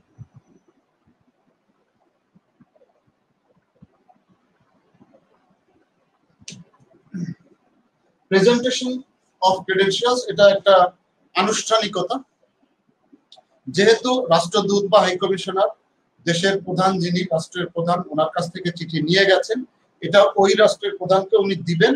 এই দেওয়াটা একটা আনুষ্ঠানিকতা, বেশ বড় রকমের একটা আনুষ্ঠানিক অনুষ্ঠান করে এটাকে দেওয়া হয় বা নেওয়া। সেটা সাধারণ এক এক দেশের এক এক রকম নিয়ম, বাট বিষয়টা মোটামুটি একই রকম, যে কিভাবে নেওয়া হবে বা কিভাবে দেওয়া হবে ওই দেশের যে পররাষ্ট্র মন্ত্রণালয়ের প্রোটোকল আছে সেখানে একটা গাইডলাইন দেওয়া থাকে। ওভারঅল হলো যে যেদিন ঠিক করা হয় যে ওই দিন আপনি ক্রেডেনশিয়াল প্রেজেন্ট করবেন, এটা দুই দূতাবাস লেখে, পররাষ্ট্র মন্ত্রণালয় সংশ্লিষ্ট দেশের পররাষ্ট্র মন্ত্রণালয়কে লেখে, এবং পররাষ্ট্র মন্ত্রণালয় এটা একটা দিন তারিখ ঠিক করে। আর দিন তারিখ ওনারা ঠিক করবেন, সেই দিন তারিখ অনুযায়ী ওনারা এই যে রাষ্ট্রদূত যিনি উনি ক্রেডেনশিয়ালটা প্রেজেন্ট করার জন্য যাবেন। যেদিন যাবেন ওদিন ঠিক করা থাকে যে উনি কোন জায়গা থেকে উঠবেন। উনি যদি চান হাই কমিশন থেকে যেতে পারেন, উনি যদি চান ওনার বাসা থেকে যেতে পারেন, উনি যদি চান কোনো হোটেলে উঠেছেন সেখান থেকে উনি যেতে পারেন। তো রিসিভিং স্টেট থেকে তাকে সম্মান দেওয়ার জন্য এসকর্ট সহ, গাড়ি এসকর্ট সবকিছু সহ, উনি যেখানে বলবেন ক্রেডেনশিয়াল প্রেজেন্ট যিনি করবেন যে রাষ্ট্রদূত, ওনার যে অবস্থান আছে ওই অবস্থানে সেই গাড়ি বা রিসিভিং স্টেটের গাড়ি এবং প্রোটোকলের লোকজন এসকর্ট সবাই ওখানে চলে যাবে সময় মতন। তাকে ওখান থেকে রিসিভ করে নেওয়া হবে। কোথাও গাড়িতে নেওয়া হয়, কোথাও ঘোড়ার গাড়িতে না, ব্রিটেনে যেমন ঘোড়ার গাড়িতে নেওয়া হয় তাদের ঐতিহ্য হিসেবে। বাংলাদেশে আমরা যেমন খুব দামি গাড়িতে রাষ্ট্রদূতকে নিয়ে আসি, সো এরকম। সো ওই গাড়িতে করে ওনাকে নিয়ে যাওয়া হলো, সামনে স্কট, পিছনে স্কট দিয়ে সুন্দর করে রাস্তা ক্লিয়ার করে, পাইলট থাকে, স্কট থাকে, ওনাকে নিয়ে যাওয়া হয়। এবং নির্দিষ্ট একটা জায়গায় গিয়ে, হয়তো আমাদের বাংলাদেশ যদি হয়েছে বঙ্গভবনে, ধরেন ইন্ডিয়ান হাই কমিশনার কিছুদিন আগে উনি ক্রেডেনশিয়াল প্রেজেন্ট করলেন, তো ওনাকে নিয়ে আসা হয়েছে, এনে বঙ্গভবনের গেটে এনে নির্দিষ্ট দূরত্বে উনি গাড়ি থেকে নামবেন। গাড়ি থেকে নামার পরে ওনাকে লাল কার্পেট দেওয়া হয়, এই লাল কার্পেটের উপর দিয়ে উনি হেঁটে যাবেন। চিঠিটা হাতে নিয়ে, লেটার অফ ক্রেডেন্স যেটা, এটা হাতে নিয়ে লাল কার্পেট, রেড কার্পেটের উপরে দিয়ে হেঁটে যাবেন। ওটার অপর প্রান্তে মহামান্য রাষ্ট্রপতি থাকবে, তার সাথে তার এডিসি দাঁড়ানো থাকবে, এবং মাঝখানে ওনাকে সংবর্ধনা দেওয়ার জন্য বন্দুক নিয়ে যারা সেনাবাহিনীর লোকজন, সামরিক বাহিনীর লোকজন ওনারা থাকেন, তারা ওনাকে গান স্যালুট দিয়ে থাকেন, যাওয়ার সময় গান স্যালুট দিয়ে থাকেন। দেওয়ার পরে উনি যখন লাল গালিচার শেষ প্রান্তে যখন গেলেন মানে মহামান্য রাষ্ট্রপতির ওখানে, রাষ্ট্রপতির সাথে উনি বাস কুশল বিনিময় করে এই চিঠিটা উনি রাষ্ট্রপতির হাতে দিয়ে দিন। রাষ্ট্রপতি মহোদয় ধন্যবাদ দিয়ে চিঠিটা নিয়ে, পাশে এডিসি থাকে, একটা প্লেট নিয়ে সুন্দর করে এডিসির প্লেটের উপরে উনি রেখে দেন। এখানেই বাস প্রেজেন্টেশনের অফিসিয়াল একটা অংশ এখানেই শেষ হয়ে গেল। ওনারা ওখানে দিয়ে তারপরে রাষ্ট্রপতি এবং রাষ্ট্রদূত দুজনেই, তাদের জন্য নির্দিষ্ট জায়গা থাকে, কোনো একটা জায়গা, সেটা মিটিং রুম হোক, হল রুম হোক, আগে থেকেই ঠিক করা থাকে। সেখানে রাষ্ট্রদূত কোন চেয়ারে বসবে, রাষ্ট্রপতি মহোদয় কোন চেয়ারে বসবে, কোথায় ফ্ল্যাগ থাকবে, কি হবে, সবকিছু রেডি করা থাকে। ওনারা ওনাদের আসন গ্রহণ করেন ভিতরে গিয়ে। তখন ওনারা দুই চারটা কথা ওনাদের পক্ষ থেকে বলেন, ভালো আছেন ইত্যাদি ইত্যাদি। এই জায়গায় যে কথাগুলো বলেন এটা হলো প্রেজেন্ট করা, প্রেজেন্টিং ইওর কান্ট্রি। এটা শুধু যে রাষ্ট্রপতির ওখানে ক্রেডেনশিয়াল প্রেজেন্টেশনের দিনই করতে হবে, নট নেসেসারি। এটা অন্য যে কোনো দিন, যেটা প্রধানমন্ত্রীর কাছেও এটা প্রেজেন্ট করা যায়, একজন মন্ত্রীর কাছে, পররাষ্ট্রমন্ত্রীর কাছে, কমার্স মিনিস্টারের কাছে, সব জায়গায় করা যায়, বাট পদ্ধতি সবই এক। তো এখানেও যেহেতু করে শুরুর দিনটা, এই জন্য আমি এটাকে সামনে বললাম। তো প্রেজেন্টেশন অফ ক্রেডেনশিয়ালস গেল, এরপর হলো প্রেজেন্টিং ইওর কান্ট্রি। যখন রাষ্ট্রপতির সাথে গেলেন, অন্য ক্ষেত্রে যদি হয় অন্য দিনে উনি দেখা করছে, কমার্স মিনিস্টারের সাথে অন্য একদিন দেখা করতে গেলেন, তো সেখানে গিয়ে কমার্স মিনিস্টারের সাথে দেখা করতে গিয়ে ওনার দেশকে উনি তুলে ধরবেন কমার্স মিনিস্টার মহোদয়ের সামনে। বা ধরেন পররাষ্ট্রমন্ত্রীর কাছে আসছেন, সেখানেও উনি ওনার দেশকে তুলে ধরবেন এবং দুই দেশের সম্পর্কের বিষয়েই কথা বলবেন। তো প্রেজেন্টেশন যেটা, রিপ্রেজেন্টিং ইওর কান্ট্রি বা প্রেজেন্টিং ইওর কান্ট্রি, সেটা সাধারণত একটা কমন ফরম্যাট থেকে থাকে। ভাইভাতে যেটা জিজ্ঞেস করে যে ঠিক আছে, আপনি পাকিস্তানের প্রেসিডেন্টের কাছে ক্রেডেনশিয়াল প্রেজেন্ট করতে গিয়েছেন, কিভাবে আপনার দেশকে উপস্থাপন করবেন, অথবা পাকিস্তানের প্রধানমন্ত্রীর কাছে আপনি কিভাবে আপনার দেশকে উপস্থাপন করবেন, অথবা পাকিস্তানের পররাষ্ট্রমন্ত্রীর কাছে আপনি কিভাবে দেশকে উপস্থাপন করবেন। পাকিস্তান বলে বললাম, এটা সৌদি আরব হতে পারে, আমেরিকা হতে পারে, জাপান হতে পারে, যে কোনো দেশই হতে পারে। এখানে একটা বিষয় আমাদের মাথায় রাখতে হবে, আমাদের মুক্তিযুদ্ধ, স্বাধীনতা যুদ্ধ, এটা একটা বড় বিষয় আমাদের। আচ্ছা দেখি আমরা রিপ্রেজেন্টিং এ কান্ট্রির ভিতরে সাধারণত যেভাবে করা হয়, প্রথম হলো যে আপনাদের কুশল বিনিময়, হাই হ্যালো, ভালো আছেন, সালাম আলাইকুম, গুড মর্নিং, গুড আফটারনুন, যেটা হোক না কেন, এই কুশল বিনিময়টা করা হয়ে থাকে। এক্সচেঞ্জ অফ প্লেজেন্ট্রিজ আমরা বলি, কুশল বিনিময়। এই কুশল বিনিময়টা যখন হয়ে যায়, স্বাভাবিকভাবে এটা তো যে কারোর সাথে যে কারো দেখা হলেই আমরা করে থাকি। মুসলমান দেশ হলে আমরা সালাম দিয়ে থাকবো, রাষ্ট্রপতি যদি মুসলমান হন, না হলে সাধারণত আমরা গুড মর্নিং, গুড আফটারনুন এগুলো বলে থাকি, সেরকম আমরা করে থাকি।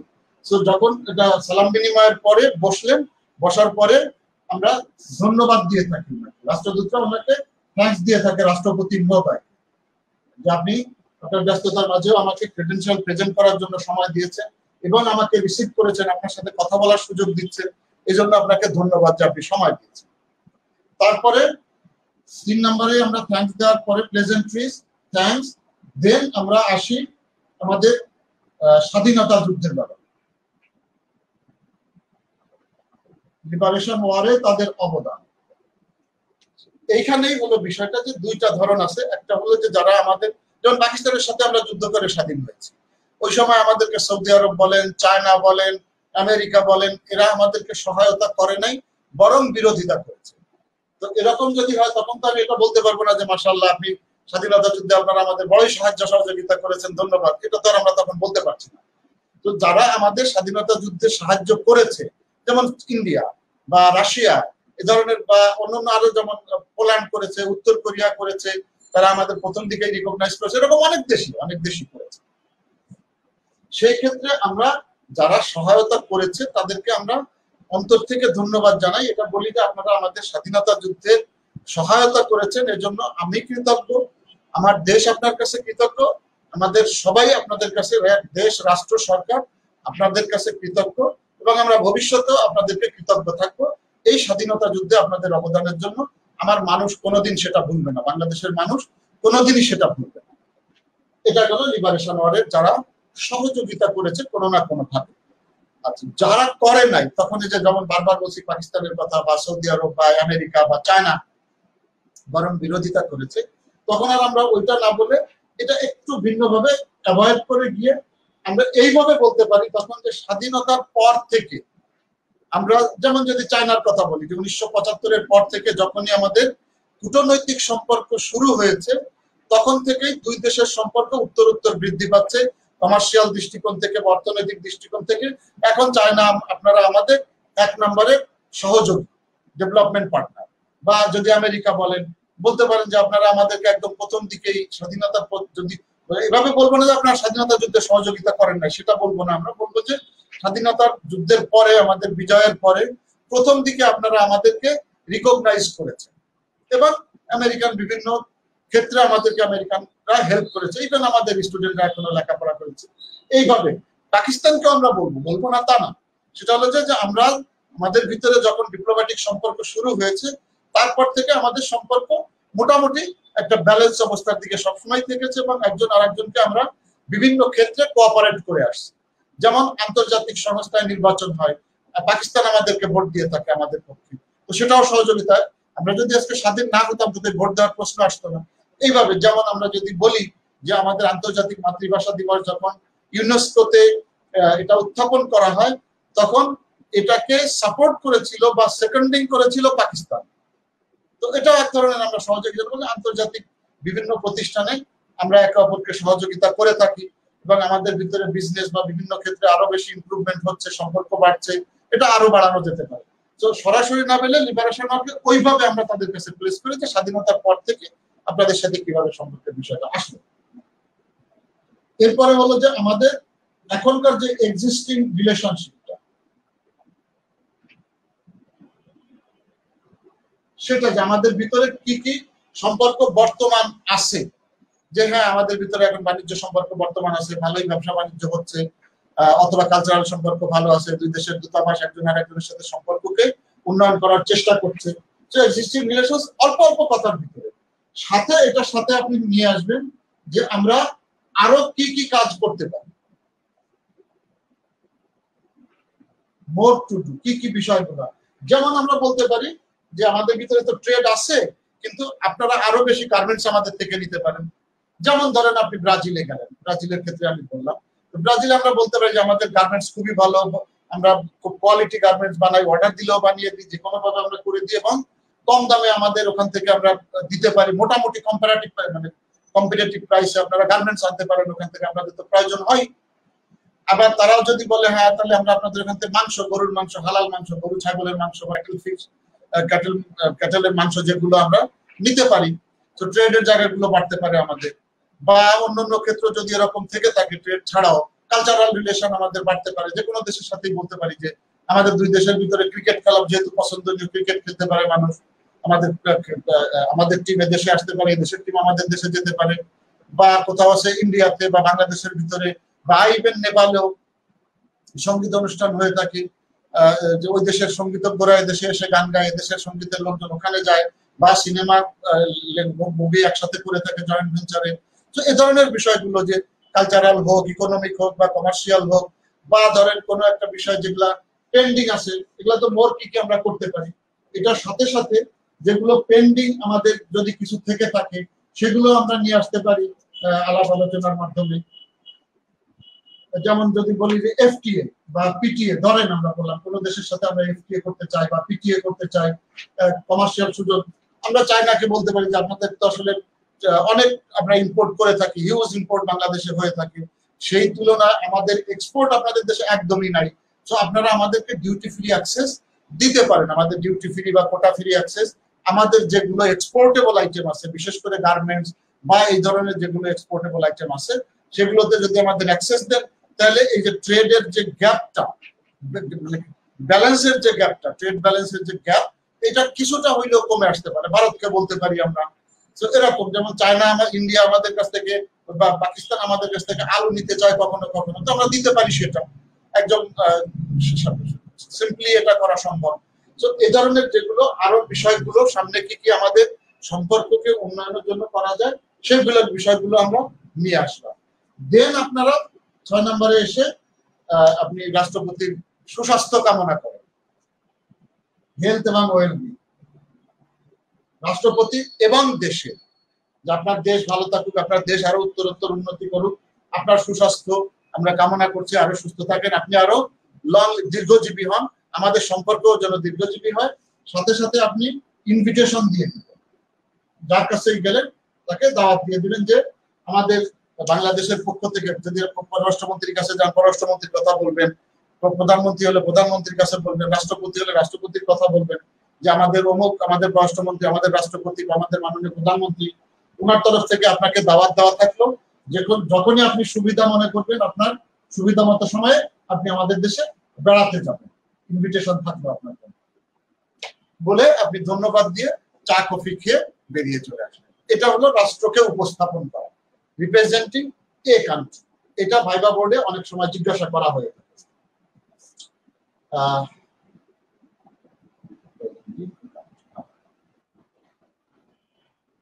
কত সময়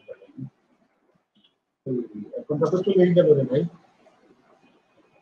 তো আরো কিছু আমি অ্যাভয়েড করে যাই। দু একটা বড় জিনিস শুধু আমি আলাপ করি। ডিপ্লোম্যাটিক ব্যাগ বা পাউচ কি জিনিস? ডিপ্লোম্যাটিক ব্যাগ বা পাউচও বলে, ডিপ্লোম্যাটিক পাউচ, দুটো শব্দই ব্যবহার করা হয়। এটা ভিয়েনা কনভেনশন 1961 9 নম্বর কি বলে আপনার 1961 ভিতরে এটা বলা আছে। ডিপ্লোম্যাটিক পাউচ বা ডিপ্লোম্যাটিক ব্যাগ হলো যেই কন্টেইনারের ভিতরে, সেটা যে একটা থলেই হতে হবে সেটা না, একটা 40 ফিটের কন্টেইনারও হতে পারে, একটা সুটকেসও হতে পারে, একটা ট্রাঙ্কও হতে পারে, সুবিধা যেটা হয় এর ভিতরে ডিপ্লোম্যাটিক জিনিসপত্র, কমিউনিকেশন বা প্রয়োজনীয় ডিপ্লোম্যাটিক মিশনে ব্যবহারের জন্য বা ডিপ্লোম্যাটিক মিশন থেকে তার দেশে পাঠানোর জন্য এই ধরনের দ্রব্যাদি কোনো কমার্শিয়াল জিনিস ওর ভিতরে দেওয়া যাবে না। এই ধরনের জিনিসগুলো ওর ভিতরে ভরে সিল করে দেয় দূতাবাস থেকে, এটাকে বলা হয় ডিপ্লোম্যাটিক ব্যাগ। এটা ইমিউন, এটা কেউ খুলতে পারবে না। যে দেশে আসছে সেই দেশে, ধরেন নেপাল এম্বাসি যেটা ঢাকাতে আছে, তারা কোনো এরকম ডিপ্লোম্যাটিক ব্যাগ একটা তাদের দেশে পাঠাচ্ছে, তো এটা পাঠাবে, আমাদের এয়ারপোর্ট হয়ে যাবে, বিমানে যাবে, ফ্লাইটে যাবে, এই ব্যাগটাতে এখন ডিপ্লোম্যাটিক সিল দিয়ে দেওয়া হলো এবং ট্যাগ লাগিয়ে দেওয়া হলো আমাদের দূতাবাসের কাস্টমস বলেন, সিকিউরিটি বলেন, কেউই এটাকে খুলতে পারবে না, এটা তার দেশে পাঠিয়ে দিতে হবে। আবার ওই দেশ থেকে যখন আসলে ধরেন উত্তর কোরিয়া থেকে কোনো একটা ডিপ্লোম্যাটিক পাউচ এসেছে, এরকম একটা ট্রাঙ্ক ভর্তি কিছু একটা এসেছে, তো একইভাবে আমাদের দেশের কাস্টমস বলেন বা আমাদের দেশে যেই আছে ডিপার্টমেন্ট, ওখানে ইন্টেলিজেন্স আছে, যারাই আছে, এরা খুলে দেখতে পারবে না।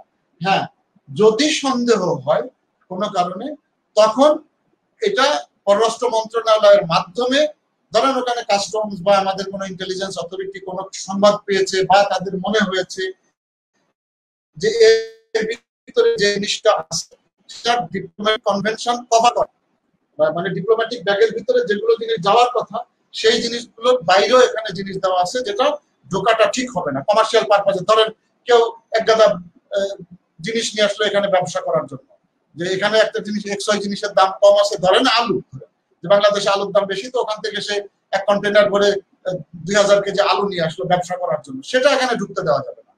বা কোনো ধরনের ইনস্ট্রুমেন্ট নিয়ে আসলো যেটা আমার দেশে ব্যবহার করাটা আমার জন্য ক্ষতিকর হতে পারে, আমার দেশের জন্য ক্ষতিকর হতে পারে, সেটাও তাকে আমরা করতে দিতে চাই না। এরকম যদি সন্দেহ হয়, তখন কাস্টমস বা রিলিভেন্ট অথরিটি এয়ারপোর্টে যারা আছেন ওনারা বাংলাদেশ পররাষ্ট্র মন্ত্রণালয়কে জানালেন, পররাষ্ট্র মন্ত্রণালয় ওই দূতাবাসকে, ধরেন উত্তর কোরিয়ার দূতাবাসকে তারা জানিয়ে দিল যে আচ্ছা, ওই জায়গায় তোমাদের একটা ডিপ্লোম্যাটিক ব্যাগ এসেছে এই নাম্বারে, তো এটা তো একটু আমাদের দেখা দরকার মনে করছি। তো তারা যদি চায় তখন তাদের একজন অফিসারকে ওখানে পাঠিয়ে দেবে, ওই অফিসারের সামনে, সেখানে ফরেন মিনিস্ট্রির লোকও থাকতে পারে, যাই হোক ওই অফিসারের সামনে তখন কাস্টমস অথরিটি হোক বা NSI, DGFI, পুলিশ, SB যেই হোক না কেন, যারা ওখানে সংশ্লিষ্ট আছে, সিভিল এভিয়েশন অথরিটি, তারা এই ওই মিশনের যিনি ডিপ্লোম্যাটিক অফিসার গেলেন তার সামনে এটা খুলে চেক করে দেখতে পারে। আর যদি ওই দূতাবাস মনে করে যে না, এটা আমরা এদেশে খুলতে দিব না, তখন উনি ভিতরে না এনে বলবেন যে না, এটা খোলার দরকার নাই, আমরা আমাদের যে ব্যাগটা এসছে, ধরেন পিয়ংইয়ং থেকে ঢাকায় এসে পৌঁছেছে, এটা আমরা খুলতে দিব না, আমরা এটা পিয়ংইয়ং এ ফেরত পাঠিয়ে দিচ্ছি, সেটা তারা করতে পারে। এটা ওরকমও হতে পারে। তো এটা হলো ডিপ্লোম্যাটিক ব্যাগ বা ডিপ্লোম্যাটিক পাউচ। এটা হলো PNG, পার্সোনা নন গ্রাটা, PNG। এটা হলো যদি কোনো ডিপ্লোম্যাটিক এজেন্ট, মানে ডিপ্লোম্যাটিক অফিসার, কোনো ডিপ্লোম্যাট এরকম কোন ধরনের ব্যবহার বিহেভ করেন যেটা রিসিভিং স্টেটের জন্য ডেট্রিমেন্টাল বা অপছন্দনীয় বা ক্ষতিকর, এ ধরনের কিছু যদি হয়, এই রাষ্ট্র তার অবস্থা বিবেচনায়, রিসিভিং স্টেট সেটার গ্রিভেন্স বিবেচনায় ওই যে ডিপ্লোম্যাট আছে তাকে এই দেশ থেকে বের হওয়ার জন্য একটা নির্দিষ্ট সময় দিয়ে জানিয়ে দিবেন। সাধারণত যদি দূতাবাসের প্রধান যিনি থাকেন তাকে ডেকে এনে বলে দেওয়া হয় যে আপনাকে বা আপনার অফিসারকে 24 ঘন্টা, 48 ঘন্টা, 72 ঘন্টা সময় দেওয়া হলো, এর ভিতরে ওনাকে দেশ ছাড়তে। এটার জন্য কোনো কারণ দর্শানোর প্রয়োজন নাই, কেউ দর্শাবেও না যে আপনার লোক এই করেছে এই জন্য তাকে আমরা বের করে দিচ্ছি, না, কোনো কারণ দর্শানোর বিষয় এখানে নাই। জাস্ট ডেকে এনে ওনাকে চা, বিস্কিট, কফি খাইয়ে এটা বলে দেওয়া হবে যে ওনাকে এতটুকু সময় দেওয়া হবে। এই সময়ের ভিতরে রাষ্ট্রদূত হন বা ওই ডিপ্লোম্যাট যিনি হন, উনি ওই দেশ ত্যাগ করতে বাধ্য। যদি দেশ না ত্যাগ করে তাহলে কি হবে? যদি দেশ ত্যাগ না করে তাহলে নির্দিষ্ট সময় পরে তার যে ডিপ্লোম্যাটিক ইমিউনিটিজ আছে এটাকে উইথড্র করবে রিসিভিং স্টেট। তার মানে ওনার যে সুবিধাগুলো আছে, রক্ষা কবচ যেটা আছে, ওই রক্ষা কবচটা তার থেকে তুলে নেওয়া হবে। তার মানে উনি ওই ডিপ্লোম্যাট তখন একজন সাধারণ নাগরিকের মতন হবেন এবং তাকে অ্যারেস্ট করা যাবে, কোর্টে প্লেস করা যাবে, বিচার করা যাবে, সবকিছু সাধারণ নাগরিকের মতন তাকে করা যাবে। সাধারণত এরকম ঘটে না, যখন কোনো কাউকে PNG করা হয়, পার্সোনা নন গ্রাটা করা হয়, উনি নির্দিষ্ট সময়ের ভিতরেই ওই দেশটাকে ত্যাগ করে চলে যান।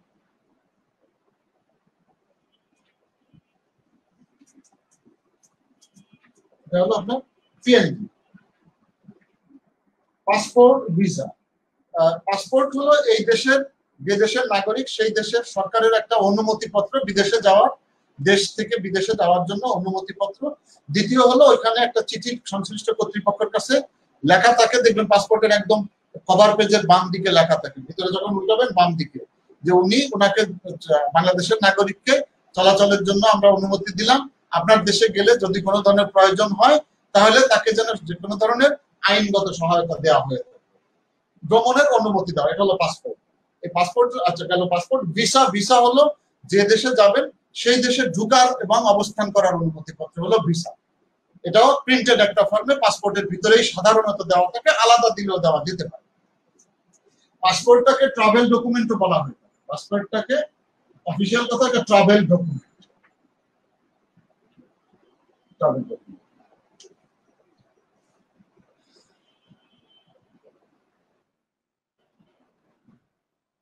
দেন আপনার আছে ধরেন এমওইউ, এগ্রিমেন্ট, ট্রিটি, কনভেনশন।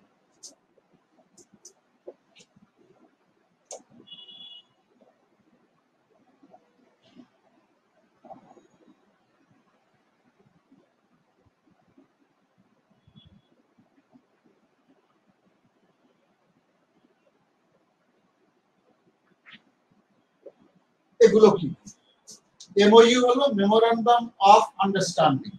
ইনফ্যাক্ট এগুলো সবই কিন্তু চুক্তি, সবগুলাই এগ্রিমেন্ট। ভিন্ন ভিন্ন আঙ্গিকে ভিন্ন ভিন্ন অবস্থায় এবং তার অথরিটি অনুযায়ী নামকরণ করা হয়েছে। এমওইউ হলো সমঝোতা স্মারক, আমরা যেটাকে বাংলায় বলি।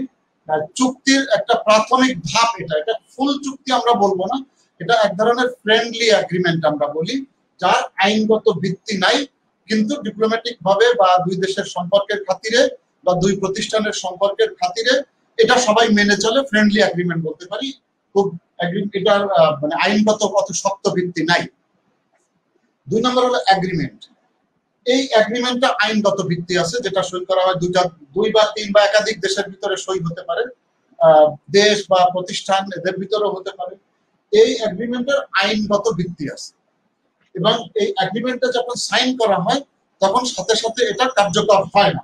সাধারণত এগ্রিমেন্ট এমওইউটা সাইন করার সাথে সাথে কার্যকর হয়ে যায়, আর্টিকেলে যেভাবে বলা থাকে।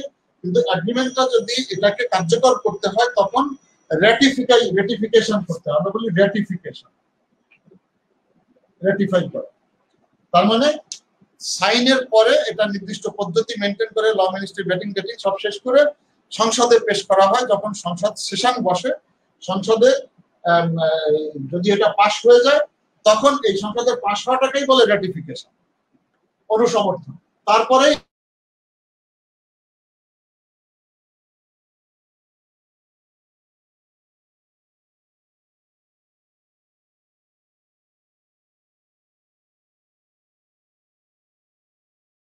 এটা কাজ করে, এটা রেটিফিকেশন। এবং কেউ যদি কোনো এগ্রিমেন্টকে ব্রিচ করে, ভঙ্গ করে কোনো পার্টি, তখন তার বিরুদ্ধে ক্ষতিপূরণ সহ অন্যান্য যেগুলো চাওয়া সেগুলো চাওয়া। ট্রিটি সবগুলাই যেহেতু আমি বলছি যে এগ্রিমেন্ট, ট্রিটিটা সাধারণত মাল্টি পার্টির ভিতরেই হয়ে থাকে বলে আমরা ধরি, একাধিক দেশের ভিতরে। সেটা 5টা দেশ, 7টা দেশ, 10টা দেশ, 3টা দেশ, যে কোনো সংখ্যার ভিতর হতে পারে। এটা শুধু ওই দেশগুলোর ভিতরে হয়ে থাকে।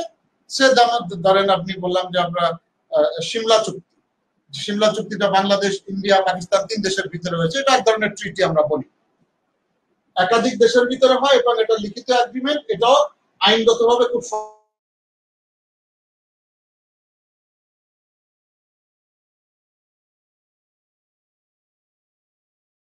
করে থাকে। কনভেনশন সেটাও এই মাল্টি পার্টি ট্রিটি। একটা সূক্ষ্ম পার্থক্য আছে ট্রিটি এবং কনভেনশনের ভিতরে। এই ট্রিটিও মাল্টি পার্টি, কনভেনশনও মাল্টি পার্টি, কিন্তু ট্রিটিটা হলো সংশ্লিষ্ট পার্টিগুলোর ভিতরে 5টা দেশ নিজেদের ভিতরে আলাপ আলোচনা করে সই করে 5টা কপি অরিজিনাল সই হলো, 5টা দেশ 5টা কপি নিয়ে চলে আসবে, বাস শেষ। কোনো একজনের কাছে স্পেসিফিক থাকছে না, নিজেদের ভিতরে আলাপ আলোচনা করে এটা ফাইনাল করেছে। এটা হলো ট্রিটি। কনভেনশনটা হলো কোন একটা অর্গানাইজেশনের ছত্রছায়া অথবা ওআইসি বা এরকম যেগুলো কোন একটা অর্গানাইজেশনের ছত্রছায়া করা হয়, ড্রাফটিং করে ওই অর্গানাইজেশন, পার্টিগুলোকে এটা যারা এর ভিতরে যত দেশ আছে তারা সই পার্টি হলো, ওই চুক্তিটা জাতিসংঘের কাছেই থাকবে। ওটার যেটা ডিপোজিটরি সংরক্ষণ, এটা জাতিসংঘের কাছে থাকবে। আমরা ফটোকপি পাইলে পাইতে পারি, অরিজিনালটা অলওয়েজ জাতিসংঘের কাছে থাকবে। এবং এটা এই কনভেনশন এবং ট্রিটি এটা আন্তর্জাতিক আইন হিসেবে গণ্য হবে। যেমন আইসিসি বা আইসিজে যখন বিচার করে তখন এই ধরনের বিভিন্ন convention, Montreal convention, Geneva convention, Vienna convention, এগুলো জাতিসংঘের আন্ডারে হয়ে থাকে, কনভেনশন হিসাবে এটা পরিচিতি পায়। সুতরাং এগুলো সবই চুক্তি, এক এক ধরনের চুক্তি। দেন প্রোটোকল।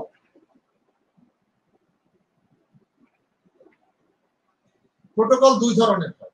চুক্তির বিষয়ে যে প্রোটোকল সেটা হলো চুক্তির এক্সটেনশন, যে কোনো একটা এগ্রিমেন্ট বা ট্রিটি অথবা কনভেনশন যাই বললাম, এইগুলোর মানে ব্যাখ্যা, বিশ্লেষণ অথবা কোনো ধরনের সংশোধন অথবা নতুন কোনো ধরনের অ্যাড করা, এই যে বিষয়গুলো মূল চুক্তির যে সাইড লাইনে করা হয়ে থাকে, পাশে করা হয়ে থাকে, মূল চুক্তিকে অনুসরণ করে সেটার এক্সপ্লানেশন হিসেবে, সেটাকে আমরা প্রোটোকল করি।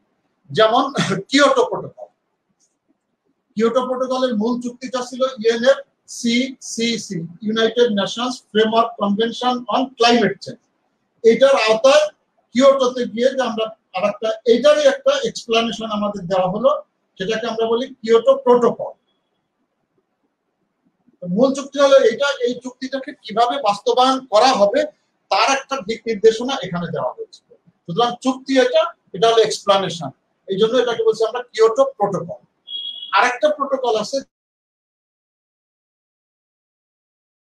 রাষ্ট্রের আচার অনুষ্ঠান কিভাবে পালিত হবে সেই সম্পর্কিত দিক নির্দেশনা, এটাকে বলি রাষ্ট্রাচার। যেমন ধরেন স্বাধীনতা দিবস পালন করা হচ্ছে, তো স্বাধীনতা দিবসে মাননীয় প্রধানমন্ত্রী থাকেন, মাননীয় রাষ্ট্রপতি থাকেন, তো কে কোথায় বসবে, প্রত্যেকের বসার জায়গা কেমন হবে, বা কোনো একটা ফর্মাল ডিনার হচ্ছে, তো কার পাশে কে বসবে, মেইন টেবিলে কে বসবে, কার ডান পাশে কে বসবে, কার বাম পাশে কে বসবে, এই যে বা কোন গাড়িতে কে যাবে, কার গাড়িতে সিকিউরিটি থাকবে, কার গাড়িতে প্রোটোকল থাকবে থাকবে না, এই যে ব্যবস্থাপনা, এই সব ব্যবস্থাপনা দিকেও প্রোটোকল বলে, যেটা আমরা বলি বাংলায় রাষ্ট্রাচার, রাষ্ট্রের আচার আচরণ, রাষ্ট্রাচার।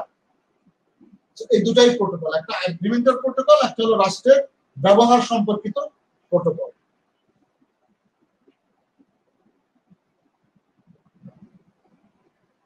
আরো অনেকগুলো বিষয় ছিল, আসলে স্কিপ করতে হচ্ছে আমাকে সময়ের অভাবে। আমরা সামান্য একটু ডিপ্লোম্যাটিক কনভেনশন দুটো আলাপ করি। একটা হলো ভিয়েনা কনভেনশন 1961, যেটাকে বলা হয় the Vienna convention on diplomatic relations 1961, এটা ডিপ্লোম্যাটিক রিলেশন বিষয়ে। আরেকটা হলো the Vienna convention on consular relation 1963, ভিয়েনাতে এটা সই হয়, একটা 1961-তে, একটা 1967-তে, এই হিসাবে এটার নামকরণ করা হয়েছে। এই দুটাতেই বাংলাদেশ 13 জানুয়ারি 1978 সালে এটাতে আমরা অংশ নিয়েছি। 13 জানুয়ারি, এই দুটাতেই 13 জানুয়ারি 1978 আমরা দুটাতেই অ্যাক্সেস করেছি, অ্যাকসেশন হয়েছে আমাদের। অ্যাকসেশন তো না, আমরা সাকসেস করেছি। অ্যাকসেশন তো ইন্ডিয়াই করে গিয়েছিল, আমরা সাকসেস করেছি, এটা সাকসিডেড আমরা। এর ভিতরে যে মূল বিষয়গুলো আসছে, যেমন আপনার ডিপ্লোম্যাটিক ফাংশন গুলো কি, ডিপ্লোম্যাটদের কাজ কি, এটা ডিপ্লোম্যাটদের কাজগুলো একটা হলো যেমন দেশকে রিপ্রেজেন্ট করা, দেশকে রিপ্রেজেন্ট করা। 2 নাম্বার হলো নেগোসিয়েশন করা, দেশের স্বার্থকে সমুন্নত রাখার জন্য মোটামুটি একটা উইন উইন জায়গায় আসার জন্য নেগোসিয়েশন করবো দেশের পক্ষে আমরা, এটা 2 নাম্বার কাজ, রিপোর্টিং, নেগোসিয়েশন। দেন 3 নম্বরে যদি আমরা বলি সেটা হলো আপনার প্রোটেকশন অফ ইন্টারেস্ট, রাষ্ট্রের বা দেশের এবং জনগণের স্বার্থকে প্রোটেকশন দেওয়া। 4 নম্বরে আপনার বলতে পারি রিপোর্টিং, রিপোর্টিং ওই দেশে, যে দেশে দূতাবাস আছে সেই দেশে কি ঘটছে এবং ওই ঘটনার প্রেক্ষিতে আমার দেশে কি ব্যবস্থা নেওয়া যেতে পারে সেই সংক্রান্ত যে লিখিত চিঠি দূতাবাস পাঠায় সেটাকে আমরা বলি রিপোর্টিং। আর একটা হলো promoting friendly relations, promotion of friendly relations, friendly relations মানে আমরা দেশকে রিপ্রেজেন্ট করব, দেশের পক্ষে নেগোসিয়েট করব, দেশের স্বার্থকে প্রোটেকশন দিব, দেশের ব্যাপারে ওই দেশে কি ঘটছে না ঘটছে সেই সংক্রান্ত বিষয়গুলো দেশকে জানাবো, রিপোর্ট করব, এবং দুই দেশের ভিতরে সম্পর্ক, ফ্রেন্ডলি রিলেশন ডেভেলপ করা, উন্নয়ন করা, সেটা কমার্শিয়াল রিলেশন, ইকোনমিক রিলেশন, যে কোনো relation, cultural relation, scientific relation, সব ধরনের পলিটিক্যাল রিলেশন, সব রিলেশনকে আমরা প্রমোট করব, ফ্রেন্ডলি রিলেশন। এই 5টা হলো ডিপ্লোম্যাটিক মিশনের কাজ, দ্যাট মিন্স ডিপ্লোম্যাটদের কাজ। আর একটা আমরা বলছিলাম কনসুলার কাজগুলো একই ধরনের। ইনফ্যাক্ট আরেকটা জিনিস আপনারা মাথায় রাখবেন যে ডিপ্লোম্যাটিক মিশনের অংশ হলো কনসুলার মিশন। ডিপ্লোম্যাটিক মিশনের অংশ কনসুলার মিশন। তার মানে এই যে কনসুলার মিশন যা করবে সবই ডিপ্লোম্যাটিক মিশন করতে পারবে, কিন্তু ডিপ্লোম্যাটিক মিশন যে 5টা কাজ আমরা বললাম ওই 5টা কাজ কনসুলার মিশন করতে পারবে না। এই জন্য কনসুলারের পরিধিটা কম থাকে। তো কনসুলারের কাজগুলো মূলত হলো যে সম্পর্ক কমার্শিয়াল রিলেশনটা আছে এগুলো তো আমরা বাড়াবোই, ঠিক আছে। এগুলোর সাথে সাথে আমরা যেমন আমাদের দেশের নাগরিক মূলত হলো যে সিটিজেন সার্ভিস আমরা বলে থাকি কনসুলার সার্ভিসকে।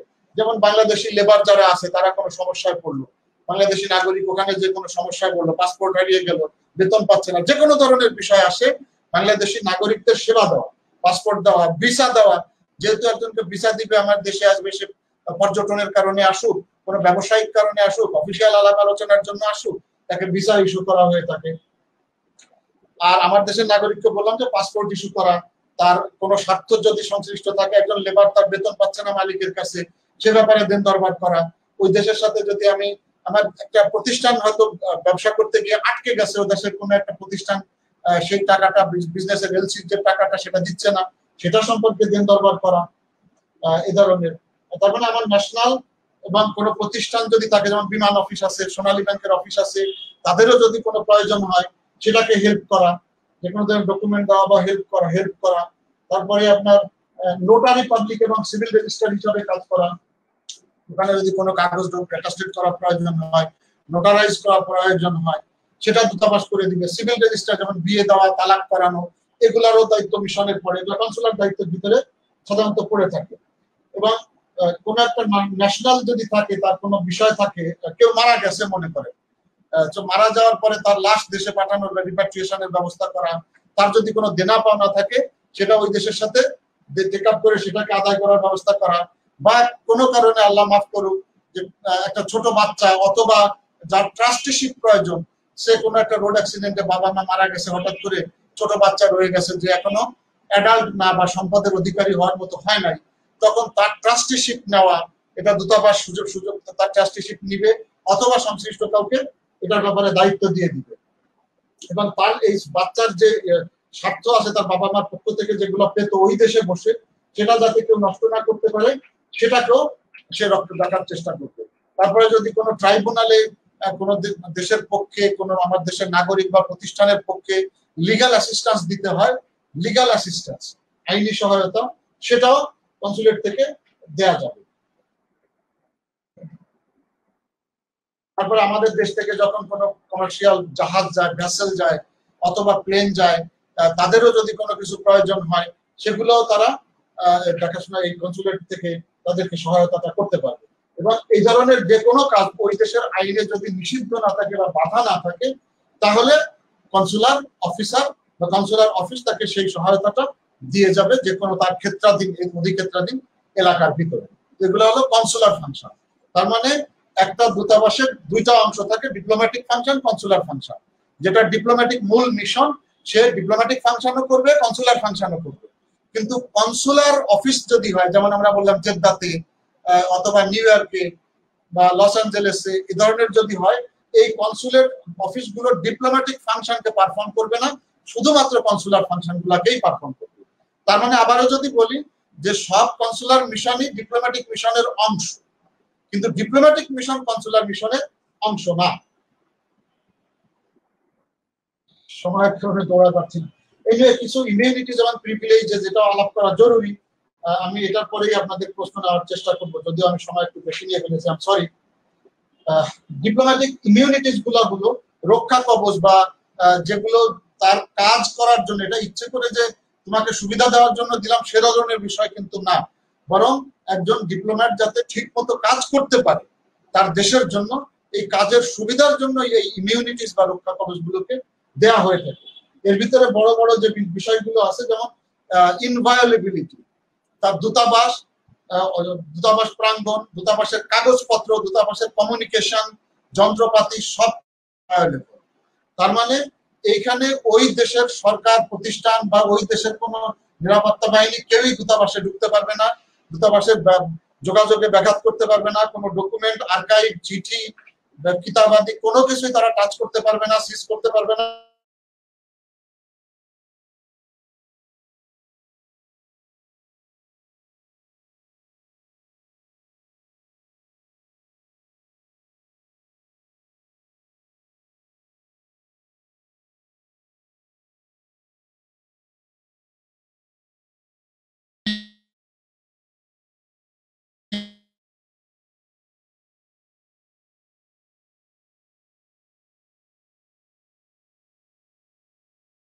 সব জায়গায় তার চলাচলের স্বাধীনতা এই আর্টিকেল এইটা আছে, আর্টিকেল 27 অফ ভিয়েনা কনভেনশন।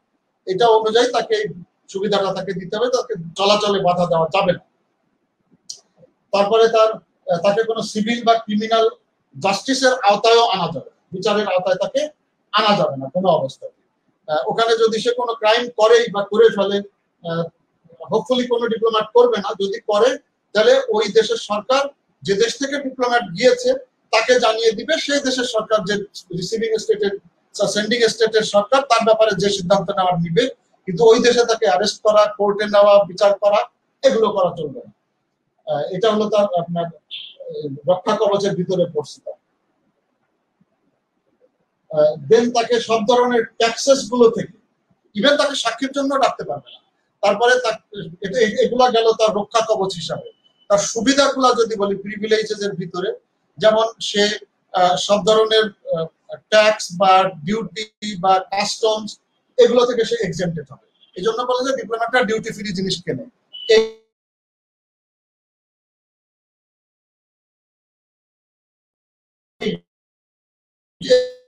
এই কারণে সরকার নিবে না মানে হয় কি, কেনার সময় দোকান নিয়ে নেয় কিন্তু পরে আবার সরকার চিঠি লেখার পরে ফেরত দিয়ে দেয়।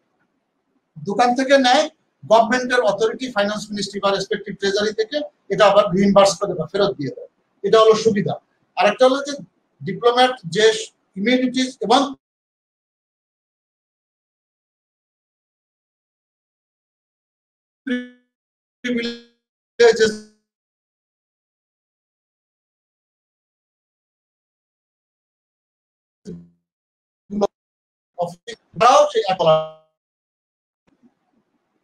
দুঃখিত, আমি আসলে চেষ্টা করছিলাম 1 ঘন্টা শেষ করতে, তো 1 ঘন্টা 18 মিনিটের মতন হয়ে গেছে। সো আমি আপাতত এখানে আমার আলোচনাটা স্থগিত রাখতে চাচ্ছি। দেন আপনাদের প্রশ্ন উত্তরের ভিতরে আমি চলে যাব, দেখি কতটুকু সময় দেওয়া সম্ভব হয় আপনাদের। আমি একটু প্রশ্ন উত্তর গুলো এখন নিব। আপনারা আগে যদি প্রশ্ন করে থাকেন, আই ডোন্ট নো, আমি বলতে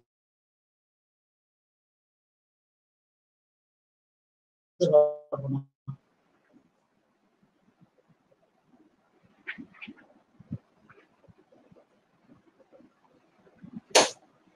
ক্যারিয়ার ডিপ্লোম্যাট কি? ক্যারিয়ার ডিপ্লোম্যাট হলো যারা ফরেন সার্ভিসে জয়েন করে। 2 ধরনের, ভালো প্রশ্ন করেছেন। ডিপ্লোম্যাট 2 ধরনের হয়, একটা ক্যারিয়ার, একটা নন ক্যারিয়ার। তো ক্যারিয়ার ডিপ্লোম্যাট হলো যারা ফরেন সার্ভিসে জয়েন করে, একদম অ্যাসিস্ট্যান্ট সেক্রেটারি ট্রেনিং নিল, অ্যাসিস্ট্যান্ট সেক্রেটারি হিসেবে জয়েন করে ধাপে ধাপে এগিয়ে গেল, এরা হলো ক্যারিয়ার ডিপ্লোম্যাট। আর এর বাইরেও সরকারের থেকে, সরকারের একটা অথরিটি আছে, কোনো এলিট, কোনো বিশিষ্ট ব্যক্তি, কোনো পণ্ডিত প্রাজ্ঞ ব্যক্তি বা সিভিল সোসাইটির কাউকে বা সরকারের কোনো ঊর্ধ্বতন কর্মকর্তাকে other than foreign service officer নিয়োগ দিতে পারে দূতাবাসে, এদেরকে বলা হয় নন career diplomat.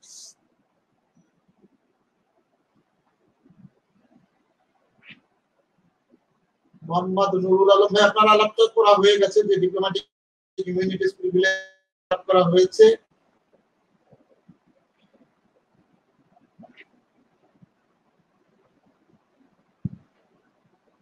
Please explain councillor and minister. Imran Hossain Emon. আচ্ছা, ইমরান, কাউন্সিলর বা মিনিস্টার দেখেন অলরেডি আমি কিন্তু বলে গিয়েছি, ইনারা সবাই ডিপ্লোম্যাটিক অফিসার। কাউন্সিলর হলো মিড লেভেল অফিসার, মিনিস্টার হলো সিনিয়র অফিসার।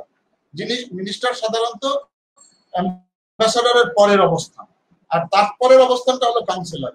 ইনারা সবাই ডিপ্লোম্যাটিক ফাংশন পারফর্ম করে এবং রাষ্ট্রদূত যেভাবে যাকে যেখানে কাজে লাগান সে সেইভাবেই কাজ করে। স্পেসিফিক বলা মুশকিল যে উনি এই কাজটাই করবে, তিনি এই কাজটাই করবেন, নট নেসেসারিলি। ডিপ্লোম্যাটিক ফাংশন গুলো যেটা বলেছি এটাই ফাংশন। কোন ব্যক্তির উপরে বলা হয় না যে মিনিস্টার শুধু রিপোর্ট লিখবে আর কাউন্সিলর শুধুমাত্র নেগোসিয়েশন করবে, এরকম বলা হয় না। যে কেউ ইভেন থার্ড সেক্রেটারিও নেগোসিয়েশন করতে পারে। এটা নির্ভর করবে অবস্থার উপরে, এটা নির্ভর করবে রাষ্ট্রদূত মহোদয়ের উপরে, উনি কাকে কোন কাজে ভালো ব্যবহার করেন।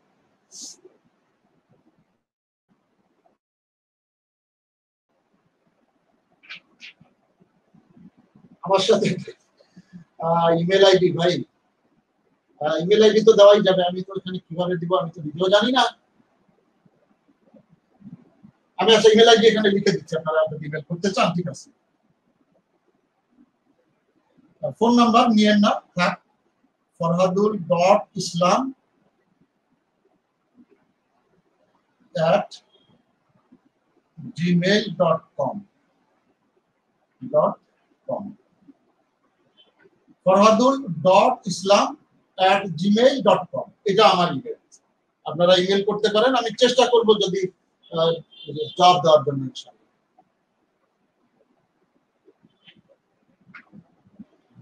ভাই আবার ওই অনিকেত প্রান্তর, আপনারা জব পেয়ে গেছেন নিশ্চয়ই, অনিকেত, তৌফিক, আপনাদের জব অলরেডি পেয়ে গেছেন আশা করি।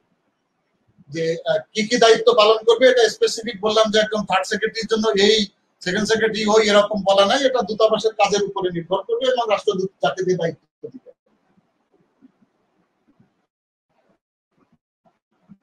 নাজমুল নাবিন, আসসালামু আলাইকুম sir, should I stand up while representing my country in the Viva board? Normally not. We don't need to stand up while I'll be representing my country, because I'm presenting in front of the president or in front of the prime minister, or the prime minister or the foreign minister, whoever he or she is. So we need not to stand up. We'll be keeping seated on. কাজে join দেবার পর কত বছর পর foreign কান্ট্রিতে posting হয়? স্বর্ণা আগে join করেন তখন জেনে যাবেন, এটার কোনো নির্দিষ্ট সময় নাই। সাধারণত ট্রেনিং গুলা শেষ করে চাকরি কনফার্ম করে এবং মিশনের পোস্টের অ্যাভেলেবিলিটির উপরে 3 বছর লাগতে পারে, 4 বছরও লাগতে পারে, 2 বছরেও কারো কারো পোস্টিং হতে পারে, অবস্থার উপরে। এটার কোনো ধরা বাঁধা নিয়ম নাই। নাজমা খাতুন আপনাকে দিয়ে দিলাম। অ্যাম্বাসাডর লার্জের বিশেষত্ব কি? ভাই আমি তো বলে দিয়েছি, বিশেষত্ব বলতে মানে কাজ নাকি বিশেষত্ব যদি বলতে ব্যক্তির ক্যারেক্টার বুঝেন, এটা সাধারণত একজন প্রজ্ঞাবান যাকে দিয়ে ওই কাজটা করা সম্ভব। যেমন স্বাধীনতা যুদ্ধের সময় আমাদের জাস্টিস চৌধুরী স্যার ছিলেন স্পেশাল ইনভয়, তারপর আনোয়ারুল করিম স্যার ছিলেন স্পেশাল ইনভয়, এরকম ওনাদের স্পেশাল ইনভয়। সাধারণত বিশেষ এক্সপার্ট লোকদেরকেই ওই ক্ষেত্রের উপরে দেওয়া হয়, যাকে যে কাজ করতে দিলে সেটা করিয়ে আনা সম্ভব বা তার অবস্থানটা স্ট্রং হয়, কাজ করিয়ে আনা সম্ভব, এরকম লোকদেরকেই দেওয়া হয়। কোনো কাগজ কলমে লেখা নাই যে ওনার এত বছরের চাকরি থাকতে হবে এবং প্রফেসর হইতে হবে না পলিটিশিয়ান হইতে হবে, এ ধরনের কোনো কথা নেই। কাজের কারণে সরকার এটা সিদ্ধান্ত নিতে পারে, এটাই তার বিশেষত্ব, যে ওই কাজটা উনি করিয়ে আনতে পারবেন বা যেখানে উনি যাচ্ছেন যে কাজের জন্য এটার ব্যাপারে ওনার ধারণা আছে এবং এটার উনি মানে রিলেশনটাও আছে ওই দেশের সাথে ওনার। বাংলাদেশ কিভাবে ইন্ডিয়ার সাথে নেগোশিয়েট করলে বেশি লাভবান হবে? অনিকেত প্রান্তন, ইন্ডিয়ার সাথে কিভাবে লাভবান হবে? আমি তো কোনো লসের কিছু দেখি না। বাংলাদেশ থেকে তো আমরা অনেক কিছুই পাইলাম, সমুদ্র থেকে আমরা করে আসলাম, আমাদের যে 74 এর এগ্রিমেন্ট ছিল সেটা, বা কি বলে আপনাদের বেরুবাড়ি বা দহগ্রাম আঙ্গরপোতা, সেগুলাও সিগমলগুলো বিনিময় হয়ে গেল।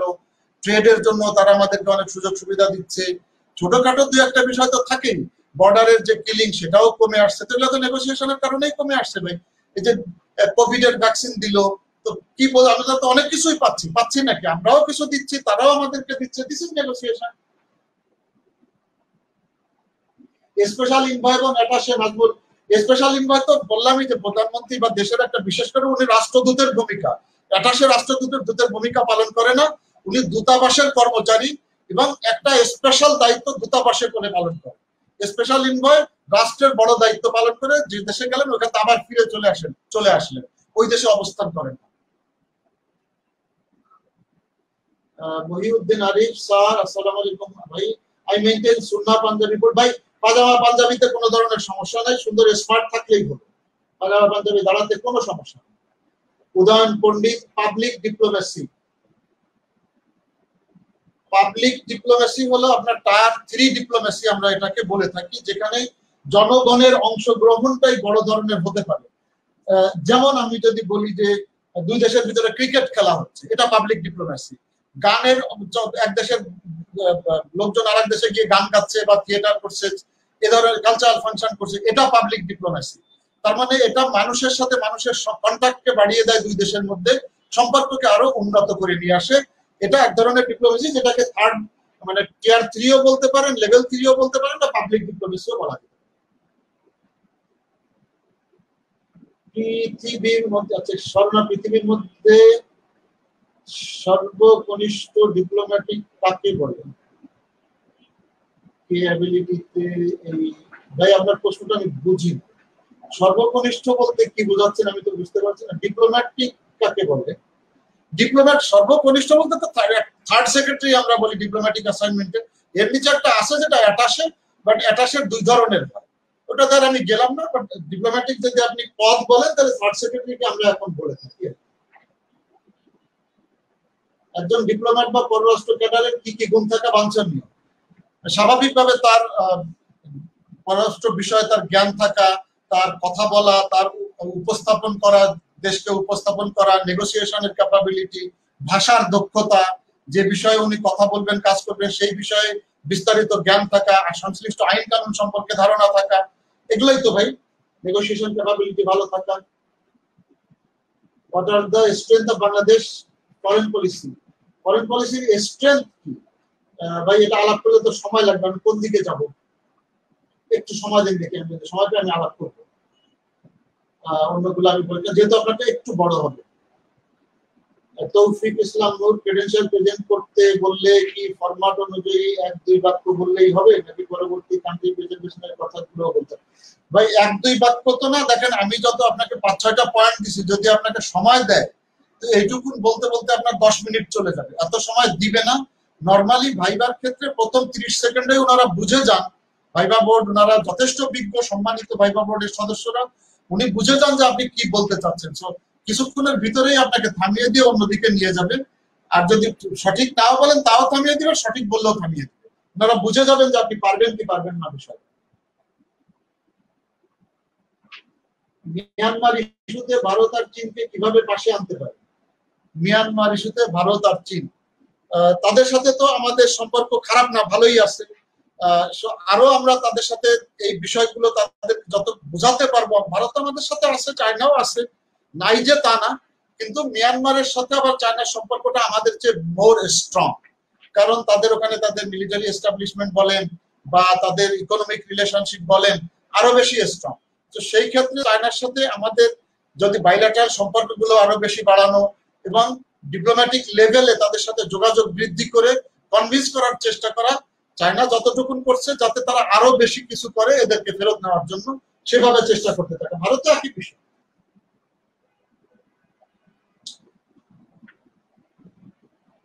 Role of PM as a diplomat, ভাই উনি তো আমাদের সবার বড় ডিপ্লোম্যাট। যেহেতু প্রধানমন্ত্রী যখন উনি দেশের বাইরে যান, মানে এক্সিকিউটিভ প্রধান হিসেবে ডিপ্লোম্যাটিক সার্ভিসেসের উনি সবচেয়ে প্রধান বড় ডিপ্লোম্যাট, তো উনি, সুতরাং ওনার রোল তো ডিপ্লোম্যাটিক অ্যাঙ্গেলে যে কোনো জায়গায় ডিসিশন তো উনিই দেন।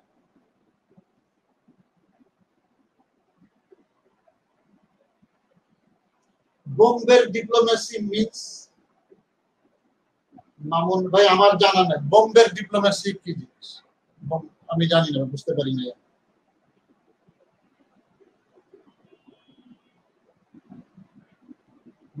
In Viva board, if they ask, would on be able to maintain Punjabi or niqab if she sends to France, for example, or to any country that ban attires that symbolize religion? Well, what I understand from your question that someone is putting on hijab or someone is having pajama Punjabi or dadi and he is sent to a state where hijab is banned. Look, hijab is banned, that's fine. So normally if hijab is banned and a diplomat is putting on hijab, a lady diplomat, normally the foreign ministry of Bangladesh, I believe foreign ministry will not send that diplomat to France or where hijab is prohibited. But if he or she or if the diplomat is sent over there, she is to definitely follow the rule of the country itself. We do respect the land of the law of the land. ওবিওরে গেলে অনেকে প্রান্তর, আপনি তো অনেক প্রশ্ন করছেন ভাই, অন্যদেরকে একটু সুযোগ দেন। ওবিওআরে গেলে বাংলাদেশ কিভাবে লাভবান হবে। ওবিওআরে তো আমরা চলে গেছি, তাই না? অনবোর্ড মানে বিআরআই বলি আমরা, বোর্ড অ্যান্ড রোড ইনিশিয়েটিভ, সেটা তো আমরা সই করেছি। কারণ একটা আপনার মেরিটাইম দিয়ে যাচ্ছে যোগাযোগের জন্য, আর একটা রাস্তার দিকে যাচ্ছে। আমরা যদি এখান থেকে ডিটাচ থাকি, আমাদের অর্থনৈতিকভাবে আমরা রাস্তাটা কেটে দিলাম, তাহলে কি হবে? যোগাযোগের জন্য তো আমরা মানে পিছিয়ে পড়ে রইলাম, ক্ষতিগ্রস্ত হবো। সুতরাং আমাদের দেশের উন্নয়নের জন্য সমুদ্র পথে যোগাযোগ, রাস্তার যোগাযোগ দুটোই ওবিওআর বা বিআরআই তে আছে। সুতরাং কমার্শিয়ালি আমরা মালামাল পণ্য পরিবহন লেনদেন সেখানে অনেক দ্রুত হয়ে যাবে, কম খরচে হয়ে আসবে। ধরেন যদি রাস্তা দিয়ে যেটা হচ্ছে, সমুদ্র দিয়ে যেটা হচ্ছে, একটা লাইন হচ্ছে, মালামাল পরিবহনের সুবিধা, ব্যবসা বাণিজ্যের সুবিধা হবে, ইভেন যাত্রী পরিবহন চলাচল সেটাও সুবিধা হয়ে আসবে। আমি যদি বলি বাংলাদেশ ভারতের ভিতরে যে মৈত্রী ট্রেন চলছে, এই ধরনের যদি আমি ট্রেনে এখান থেকে ফ্রান্সে যেতে পারি, খারাপ কি? আমার খরচ কমে আসবে, আমার যাতায়াত ইজিয়ার হয়ে যাবে, এটা দ্রুত হয়ে আসবে। দ্রুত প্লেনের মতন না, খরচের কারণে বলছি, মানুষের মুভমেন্ট বেড়ে যাবে। তো এগুলোই তো আমার জন্য দরকার। সময় তো বেশি হয়ে যাচ্ছে, আমি কি করব বলেন? আগে আইএলটিএস থাকলে পরে কাজে জয়েন করার পর আবার আইএলটিএস করতে হবে?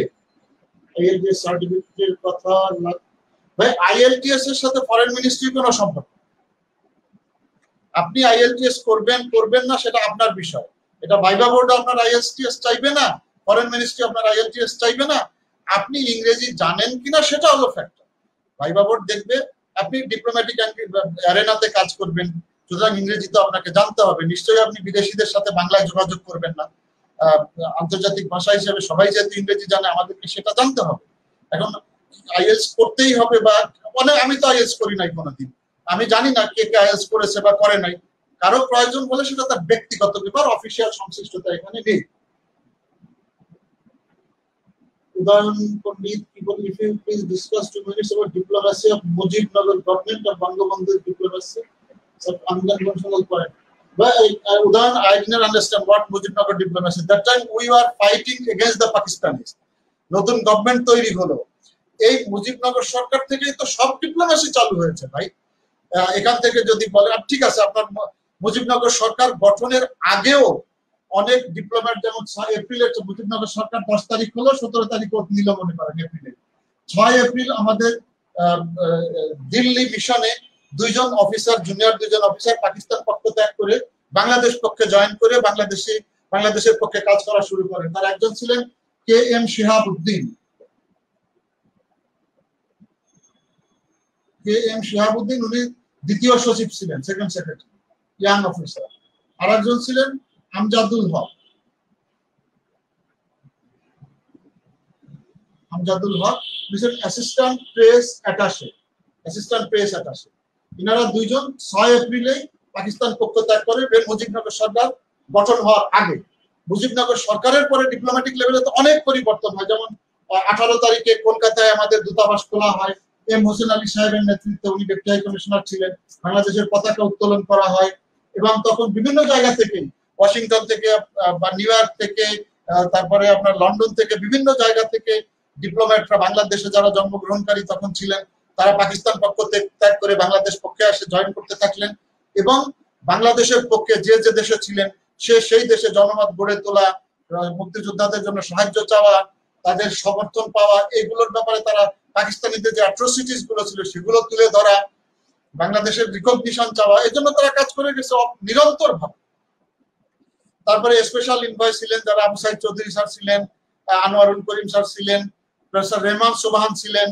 ওনারাও মুজিবনগর সরকারের আন্ডারে স্পেশাল এনভয় হিসাবে নিয়োগ পেয়েছেন। কেউ ইউরোপে কাজ করেছেন, কেউ আমেরিকাতে কাজ করেছেন, কেউ জাতিসংঘে কাজ করেছেন। অর্থনৈতিক ভাবে বাংলাদেশকে যাতে তারা সাহায্য দেয়, পাকিস্তানিদেরকে যাতে না দেয়, পাকিস্তানিদের কাছে কেউ যেন অস্ত্র বিক্রি না করে, ব্রুটালিটি করছে, তাদের এই যে সচিত্র প্রতিবেদন পৃথিবীর সামনে তুলে ধরা। তারপরে পণ্ডিত রবিশঙ্করের মতো ব্রিটস নিয়ে উনি যে নিউ ইয়র্কে গান গিয়েছেন, অনুষ্ঠান করেছেন, পয়সা তুলেছেন, এজন্য তো সারা পৃথিবীতেই তখন ডিপ্লোম্যাটরা যে যেখান থেকে পারে, নাইজের বিভিন্ন দেশে, ফিলিপিন্সে করেছে, নেপালে করেছে, বাংলাদেশ, ইন্ডিয়াতে করেছে, বিভিন্ন জায়গায় বাংলাদেশি ডিপ্লোম্যাট যারা ছিল তারা ডিপ্লোমেসি তো মুজিবনগর সরকারের আন্ডারে পারফর্ম করেছে। তখন উদয়নের গেল please explore future opportunities of Bangladesh with Biden's administration. ভাই এটা একটা বড় ক্লাস নেওয়া উচিত, বাট জানি না সময় কতদিন তারা দিবে বা পাবো আমি। বাইডেনের সময় আমি ব্যক্তিগতভাবে মনে করি না যে খুব একটা বেশি কিছু বাংলাদেশ গেইন করবে। আমেরিকার সাথে আমাদের জায়গা বড় বড় আমরা দুইটা জায়গা দেখতে পাই, একটা হলো তাদের জিএসপি আর একটা হলো রোহিঙ্গা ইস্যু। এবং আমার ধারণা এটা, আমার ধারণাটা ভুল হলেই আমি খুশি হব। তারা এই দুটার কোনোটাতেই আমাদের হেল্প করবে বলে আমার কাছে মনে হয়। রোহিঙ্গা ইস্যুতেও তারা আমাদের কোনো হেল্প করে দিবে না, রোহিঙ্গাদের ফেরত যাওয়ার ব্যাপারে, অথবা জিএসপিও আমাদেরকে তারা দিবে না। বরং তারা আমাদের ব্যাপারে যে বিভিন্ন ধরনের রিপোর্ট দিয়ে থাকে যে আমরা হিউম্যান রাইটস ভায়োলেশন হচ্ছে কিনা বা গণতন্ত্র ঠিকমতো হচ্ছে কিনা, এই যে রিপোর্ট গুলো তারা বছর বছর ছাপায়, সেইগুলাই হয়তো তারা কন্টিনিউ করবে বলে আমার ধারণা। ভাই এখন একজনে যে প্রশ্ন করেছিল সেই জায়গাটাতে আমি একটু আসতে চাচ্ছিলাম, এটা তো ভুলে গেলাম আমি কোন জায়গায় যাচ্ছিলাম।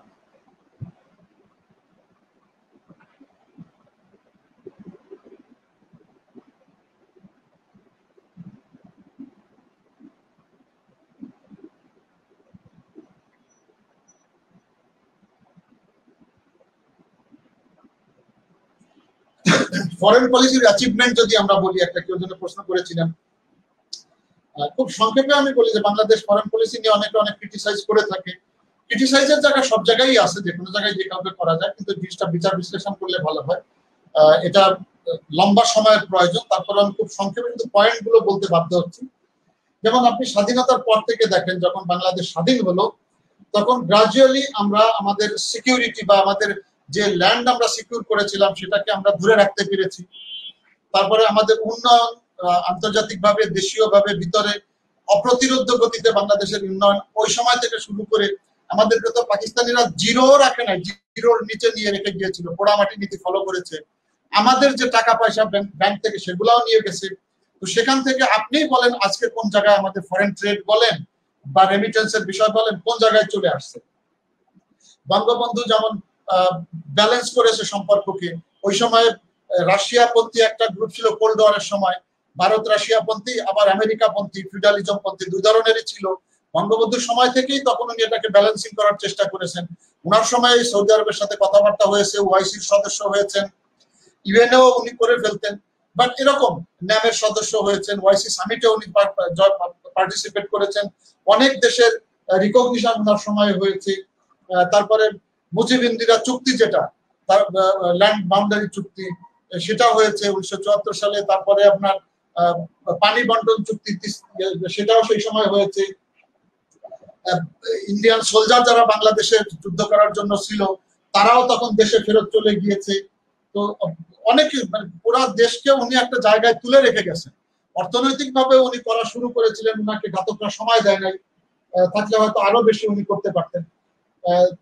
তারপরে এরপরে যদি জিয়ার সময় আসেন, জিয়া চায়না সহ পশ্চিমা দেশগুলোর সাথে সম্পর্ককে ভালো করেছে, মধ্যপ্রাচ্যের দেশগুলোর সাথে তার সময় সম্পর্ক ভালো হয়েছে, ওআইসির সাথে তার সম্পর্ক আরো নিবিড় হয়েছে। ইভেন ইন্ডিয়ার সাথে সম্পর্ক মোরারজি দেশাইয়ের সময় জিয়ার মাধ্যমে অনেক আলাপ আলোচনায় সেখানেও ইমপ্রুভ করতেছিল। ইভেন সিকিউরিটি কাউন্সিলে 1978-এ সিকিউরিটি কাউন্সিলে বাংলাদেশ প্রথম সদস্যপদ পায়, সেটাও জিয়াউর রহমানের সময় হয়েছিল। এরপরে যদি আরো আসেন যে আমরা ইউএনজিএতে বিভিন্ন সময় প্রেসিডেন্ট হয়েছি, ট্রেড বেড়েছে আমাদের, তারপরে আমাদের রেমিটেন্স বেড়েছে দেশের ভিতরে আসার জন্য। জাতিসংঘ সহ বিভিন্ন অর্গানাইজেশন, শুধু জাতিসংঘ না, অনেক অর্গানাইজেশনে এখন আমরা রিপ্রেজেন্ট করি, কোথাও কোথাও আমরা চেয়ারও করেছি, কোথাও বিভিন্ন ইলেকশনে আমরা জাতিসংঘের বিভিন্ন জায়গায় আমরা খুব ভালো ফলাফল করছি। মাইক্রো ক্রেডিট আমাদেরকে বিশ্বের বিভিন্ন জায়গায় সুনাম এনে দিয়েছে। তারপরে আমাদের যে টেরিটোরিয়াল ডিসপিউট ছিল মিয়ানমারের সাথে, ইন্ডিয়ার সাথে, সেটাও অনেকাংশে সমাধান হয়ে গেছে। ইনক্লেভ আমরা পেয়ে গেছি, যে বঙ্গবন্ধুর সময় যে এগ্রিমেন্ট ছিল সেটার উপরে। পিস কিপিং এ আমাদের সোলজারদের পিস কিপিং, পিস বিল্ডিং, সেখানে অনেক সুনামের সাথে আমাদের সোলজাররা কাজ করছে। এবং বিশ্বের আমরা খুব শুধু সুনাম না, প্রথম দিকে কখনো আমরা ট্রুপ কন্ট্রিবিউটিং কান্ট্রি হিসাবে 1 নম্বর থাকছি, কখনো 2 নম্বর থাকছি, এরকম আমাদের অবদান তারা সবসময় স্বীকার করে। ইউএন ডেতে দেখবেন আমাদের তারা স্বীকার করে। তারপরে ওয়ার ক্রিমিনালদের আমরা বিচার করতে পারছি, তারপরে বিভিন্ন দেশের সাথে আমাদের duty free, quota free access আমরা পেয়েছি, ইন্ডিয়া পাচ্ছি, চায়নায় পেয়েছি, বিভিন্ন দেশে আমরা পেয়েছি, এমডিজি অ্যাচিভমেন্ট আমাদের হয়েছে, এমডিজি অ্যাওয়ার্ড পেয়েছি।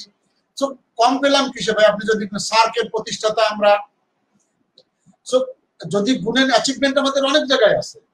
আমি শুধু সংক্ষেপে দ্রুত সময়ের জন্য কয়েকটা কথা শুধু বলে গেলাম। এবং আপনি যদি চ্যালেঞ্জের বিষয়গুলোতে আসেন, চ্যালেঞ্জের জায়গাও আমাদের আছে, যেমন আমাদের পভার্টি আছে, এক্সট্রিমিজমের সমস্যা আমাদের কিছু আছে। যদি আমাদের পুলিশ বাহিনী, এটা আমাদের অ্যাচিভমেন্ট যে এক্সট্রিমিজমকে বা পভার্টিকে আমাদের সরকার, আমাদের সংশ্লিষ্ট কর্তৃপক্ষ খুব স্মুথলি এবং সুন্দরভাবে হ্যান্ডেল করছে। তারা ভালোভাবেই তারা এটাকে হ্যান্ডেল করছে। গরিবের সংখ্যা কমে আসছে, এখনো আছে আমাদের, নাই আমরা বলবো না। মাননীয় প্রধানমন্ত্রী যে সবাইকে বাড়ি দিচ্ছেন, সেফটি নেটের আওতা দিন দিন বাড়ছে, চ্যালেঞ্জের জায়গাগুলো সেখানে কমে আসছে। হ্যাঁ, চ্যালেঞ্জের জায়গা আমাদের আছে, যেমন পলিটিক্যাল ডিফারেন্সেস আছে আমাদের এক্সপোর্টের বাস্কেট খুব কম, বা আমাদের গার্মেন্টস কি বলে আপনার এক্সপোর্ট পণ্য কম, এক্সপোর্টের বাজারও আমরা আরো বেশি বাড়াইতে পারি, সেগুলো হতে পারে। গ্লোবালাইজেশনের সাথে আমরা খুব দ্রুত খাপ খাইয়ে নিতে কষ্ট হচ্ছে আমাদের। তারপরে আমাদের যে ডিস্ট্রিবিউশন অফ ওয়েলথ আছে, সম্পদের ডিস্ট্রিবিউশন আছে, সেটা কিছুটা আনইভেন আমাদের রয়ে গেছে।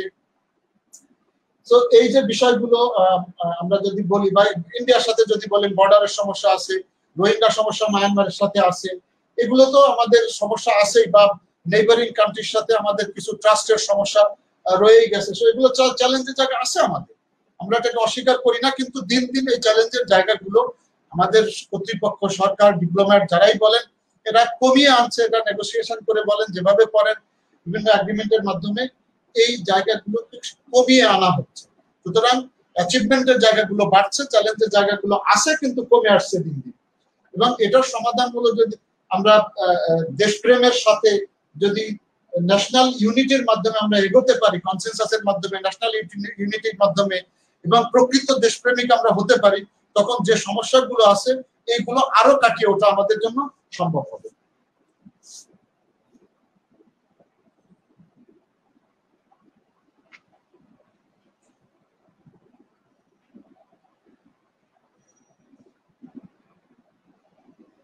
ভাই আর আমি সময় দিতে পারছি না যে আপনাদের।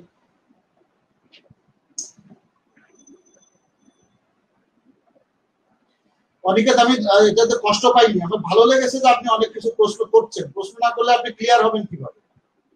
সেটা আপনি খারাপ ভাবে নিয়েন না অনিকেত, অবশ্যই আপনি প্রশ্ন করবেন। বাট আমার বিষয়টা হলো যে আমাকে বলে দেওয়া হয় 1 ঘন্টা সময়ের ভিতরে আমাকে শেষ করতে।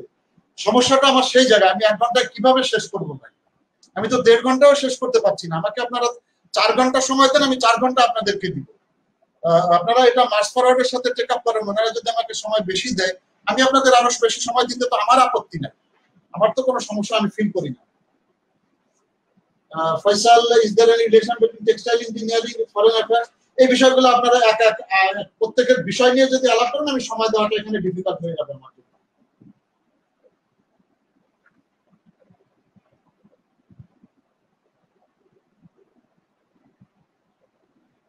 নাজমা খাতুন, বর্তমান সরকারের কূটনৈতিক সাফল্য। ভাই আমি তো বর্তমান অনেকগুলোই বললাম, এই বর্তমান সরকারের দেখেন সাফল্যগুলোর ভিতরে বলেছি অনেক কিছু। যেমন আমরা যে 2 দেশের সাথে যে ম্যারিটাইম চুক্তি করেছি, ল্যান্ড এক্সচেঞ্জ হয়েছে, আমরা জাতিসংঘে এখন আরো আগের চেয়ে স্ট্রং ভূমিকা পালন করছি। তারপরে জাতিসংঘে ট্রুপ পাঠানো হচ্ছে খুব দ্রুত। যদি বলতে যান আরো অনেক বলতে পারবেন আপনি। এই যে কোভিড এর ভিতরে, কোভিডকে আমরা ভালো ম্যানেজ করছি, কোভিড ভ্যাকসিন আমাদেরকে ইন্ডিয়া উপহার হিসাবে দিয়েছে, সবই তো এই সরকারেরই কূটনৈতিক সাফল্য।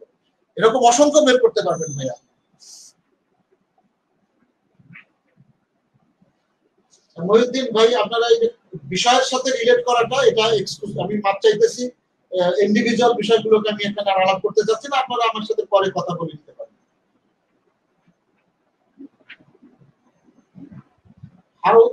Mamun Rahman, how much importance of liberation war related topics convey in foreign affairs viva?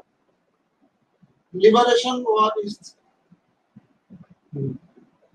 is that in-depth or basic information that is by liberation war এর in-depth সবাইকে জানতে হবে, সেটা ডিপ্লোম্যাটিক ফ্রন্টে হোক বা দেশের ভিতরে হোক। আপনার অস্তিত্ব, আপনার জন্ম, আপনার ঠিকানা, আপনার বেঁচে থাকা সবই তো আপনার। আপনি যদি লিবারেশন ওয়ার সম্পর্কে না জানি আমি, তাহলে আমি কিভাবে আমি একটা দেশের সেবা করবো, কিভাবে আমি একটা দেশের ক্যাডার সার্ভিসের অফিসার হতে পারি। সুতরাং ডিপ্লোম্যাটিক অ্যাঙ্গেল তো আপনি জানবেনই, দেশের ভিতরে ডেফিনেটলি আপনি এটা ইনডেপথ জানবেন, আমি সেটাই আপনি আশা করবো আপনাদের কাছে।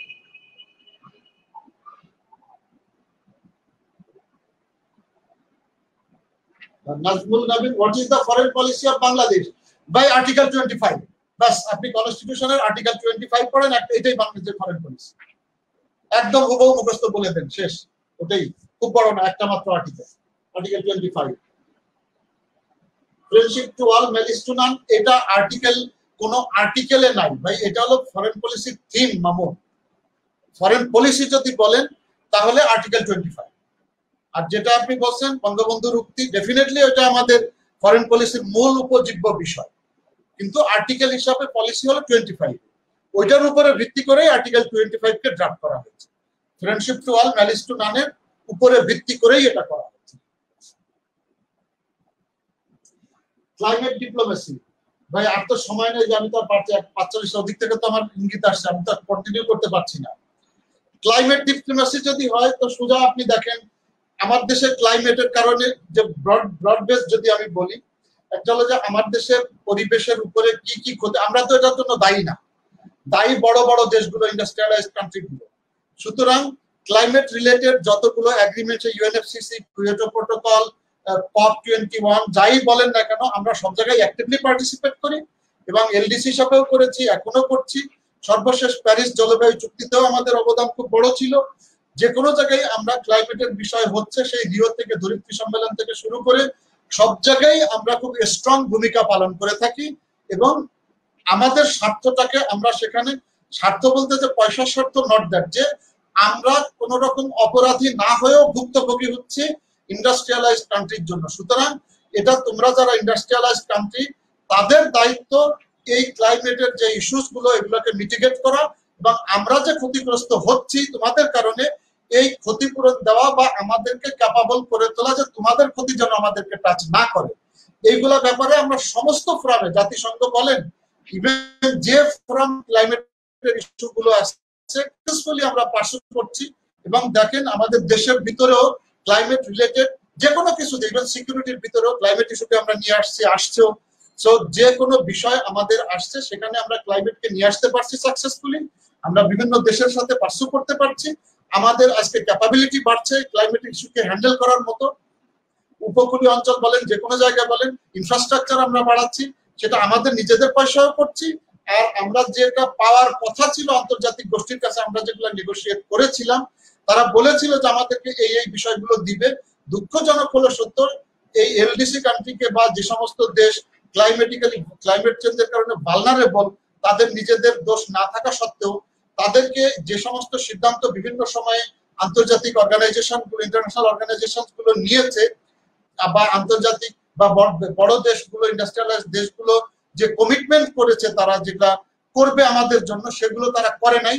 এগুলো আমরা তাদেরকে প্রতিনিয়ত স্মরণ করে দেই এবং তাদের কাছ থেকে আমাদের যেটা প্রাপ্য অধিকার সেটা আদায় করার জন্য আমরা সবসময় সচেষ্ট থাকি, সব জায়গাতে। ইকোনমিক ডিপ্লোমেসি, ইসরায়েল কি লিখলেন ভাই আপনি? ইসরায়েলের সাথে কূটনৈতিক সম্পর্ক স্থাপন করেছে, বাংলাদেশের সম্পর্ক স্থাপন করা উচিত কিনা? বাংলাদেশের সাথে ইসরায়েলের সম্পর্ক করা উচিত কিনা, এটা আরো, যদি বাংলাদেশের মানুষ চায়, সব মানুষ যদি চায়, আমরা ধর্মপ্রাণ মানুষ, সেটাও সাথে সাথে আমাদের মনে রাখতে হবে। এবং ওআইসির আমরা খুব ভালো একটা সদস্য, বড় কন্ট্রিবিউটও করি সেখানে। আমরা ওআইসির নীতি কি আছে সেটাও দেখতে হবে। সাধারণ মানুষ, ওআইসি, সবকিছু মিলে এটা একটা বিশাল বিষয়, আলোচনা করা যেতেই পারে আমরা ইসরায়েলের সাথে সম্পর্ক করব কি করব না। সবাই যদি সিদ্ধান্ত নেয়, এলিট শ্রেণী, সাধারণ মানুষ, সবার সংশ্লিষ্টতা যদি থাকে, তাহলে সরকার ভেবে দেখবে সরকার কি করবে বা না করবে। Why economic diplomacy is important for Bangladesh? Of course, economic diplomacy is Bangladesh. দেখেন, আমরা পলিটিক্যালি স্বাধীন হয়েছি 1971 সালে। অর্থনৈতিক স্বাধীনতা বা অর্থনৈতিক উন্নয়ন ছাড়া শুধুমাত্র পলিটিক্যাল উন্নয়ন বা একটা ক্ষেত্র সীমা পাওয়া, এরিয়া পাওয়াটাই সবকিছু না, এটাই শেষ না। বরং আমাদের পলিটিক্যাল ইন্ডিপেন্ডেন্স বা পলিটিক্যাল ফ্রিডমটা তখনই অর্থবহ হবে যখনই আমি ইকোনমিক ইন্ডিপেন্ডেন্স পাবো বা ইকোনমিক্যালি আমি আরো ডেভেলপড হব।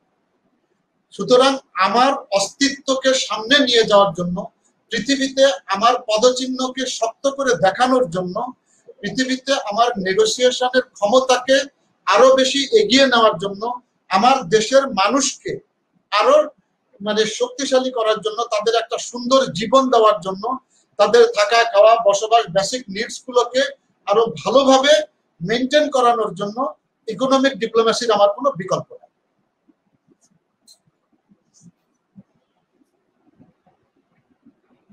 প্রায় 2 ঘন্টা হয়ে গেল। সবাইকে ধন্যবাদ। আর কারো প্রশ্ন নাইও এই পর্যায়ে। সবাই ভালো থাকবেন, সবাই ভালো করে ভাইবা দিবেন। আর একটা ভাইবা আমার বোধহয় ক্লাস কবে আসছে জানি না, মনে হয় 20 তারিখে হবে। তখন আর হয়তো অন্য কোনো বিষয় নিয়ে তখন আলাপ করা যাবে। তখন বোধহয় সাউথ এশিয়ার সাথে বাংলাদেশের রিলেশনের বিষয়গুলো থাকবে বলে মনে হয়। সবাই ভালো থাকেন। অনেক রাত হয়েছে, আপনাদের অনেক সময় নিয়ে নিলাম। চেষ্টা করেছি আপনাদের প্রশ্ন বা কৌতূহলগুলো যতটুকু আমার জ্ঞানে কুলায় সেটা সমাধান দেওয়ার জন্য। সবাই খুব ভালো করেন ভাইবাতে, যার যখনই ভাইবা আছে। এরপরেও যদি কারো মনে হয়, আমি ইমেল আইডি দিয়ে রেখেছি, সেখানে আপনারা লিখেন। আমি চেষ্টা করব আমার সাধ্যমতো আপনাদের সাথে কোঅপারেট করার জন্য। সবাই ভালো থাকবেন। আসসালামু আলাইকুম, শুভরাত্রি।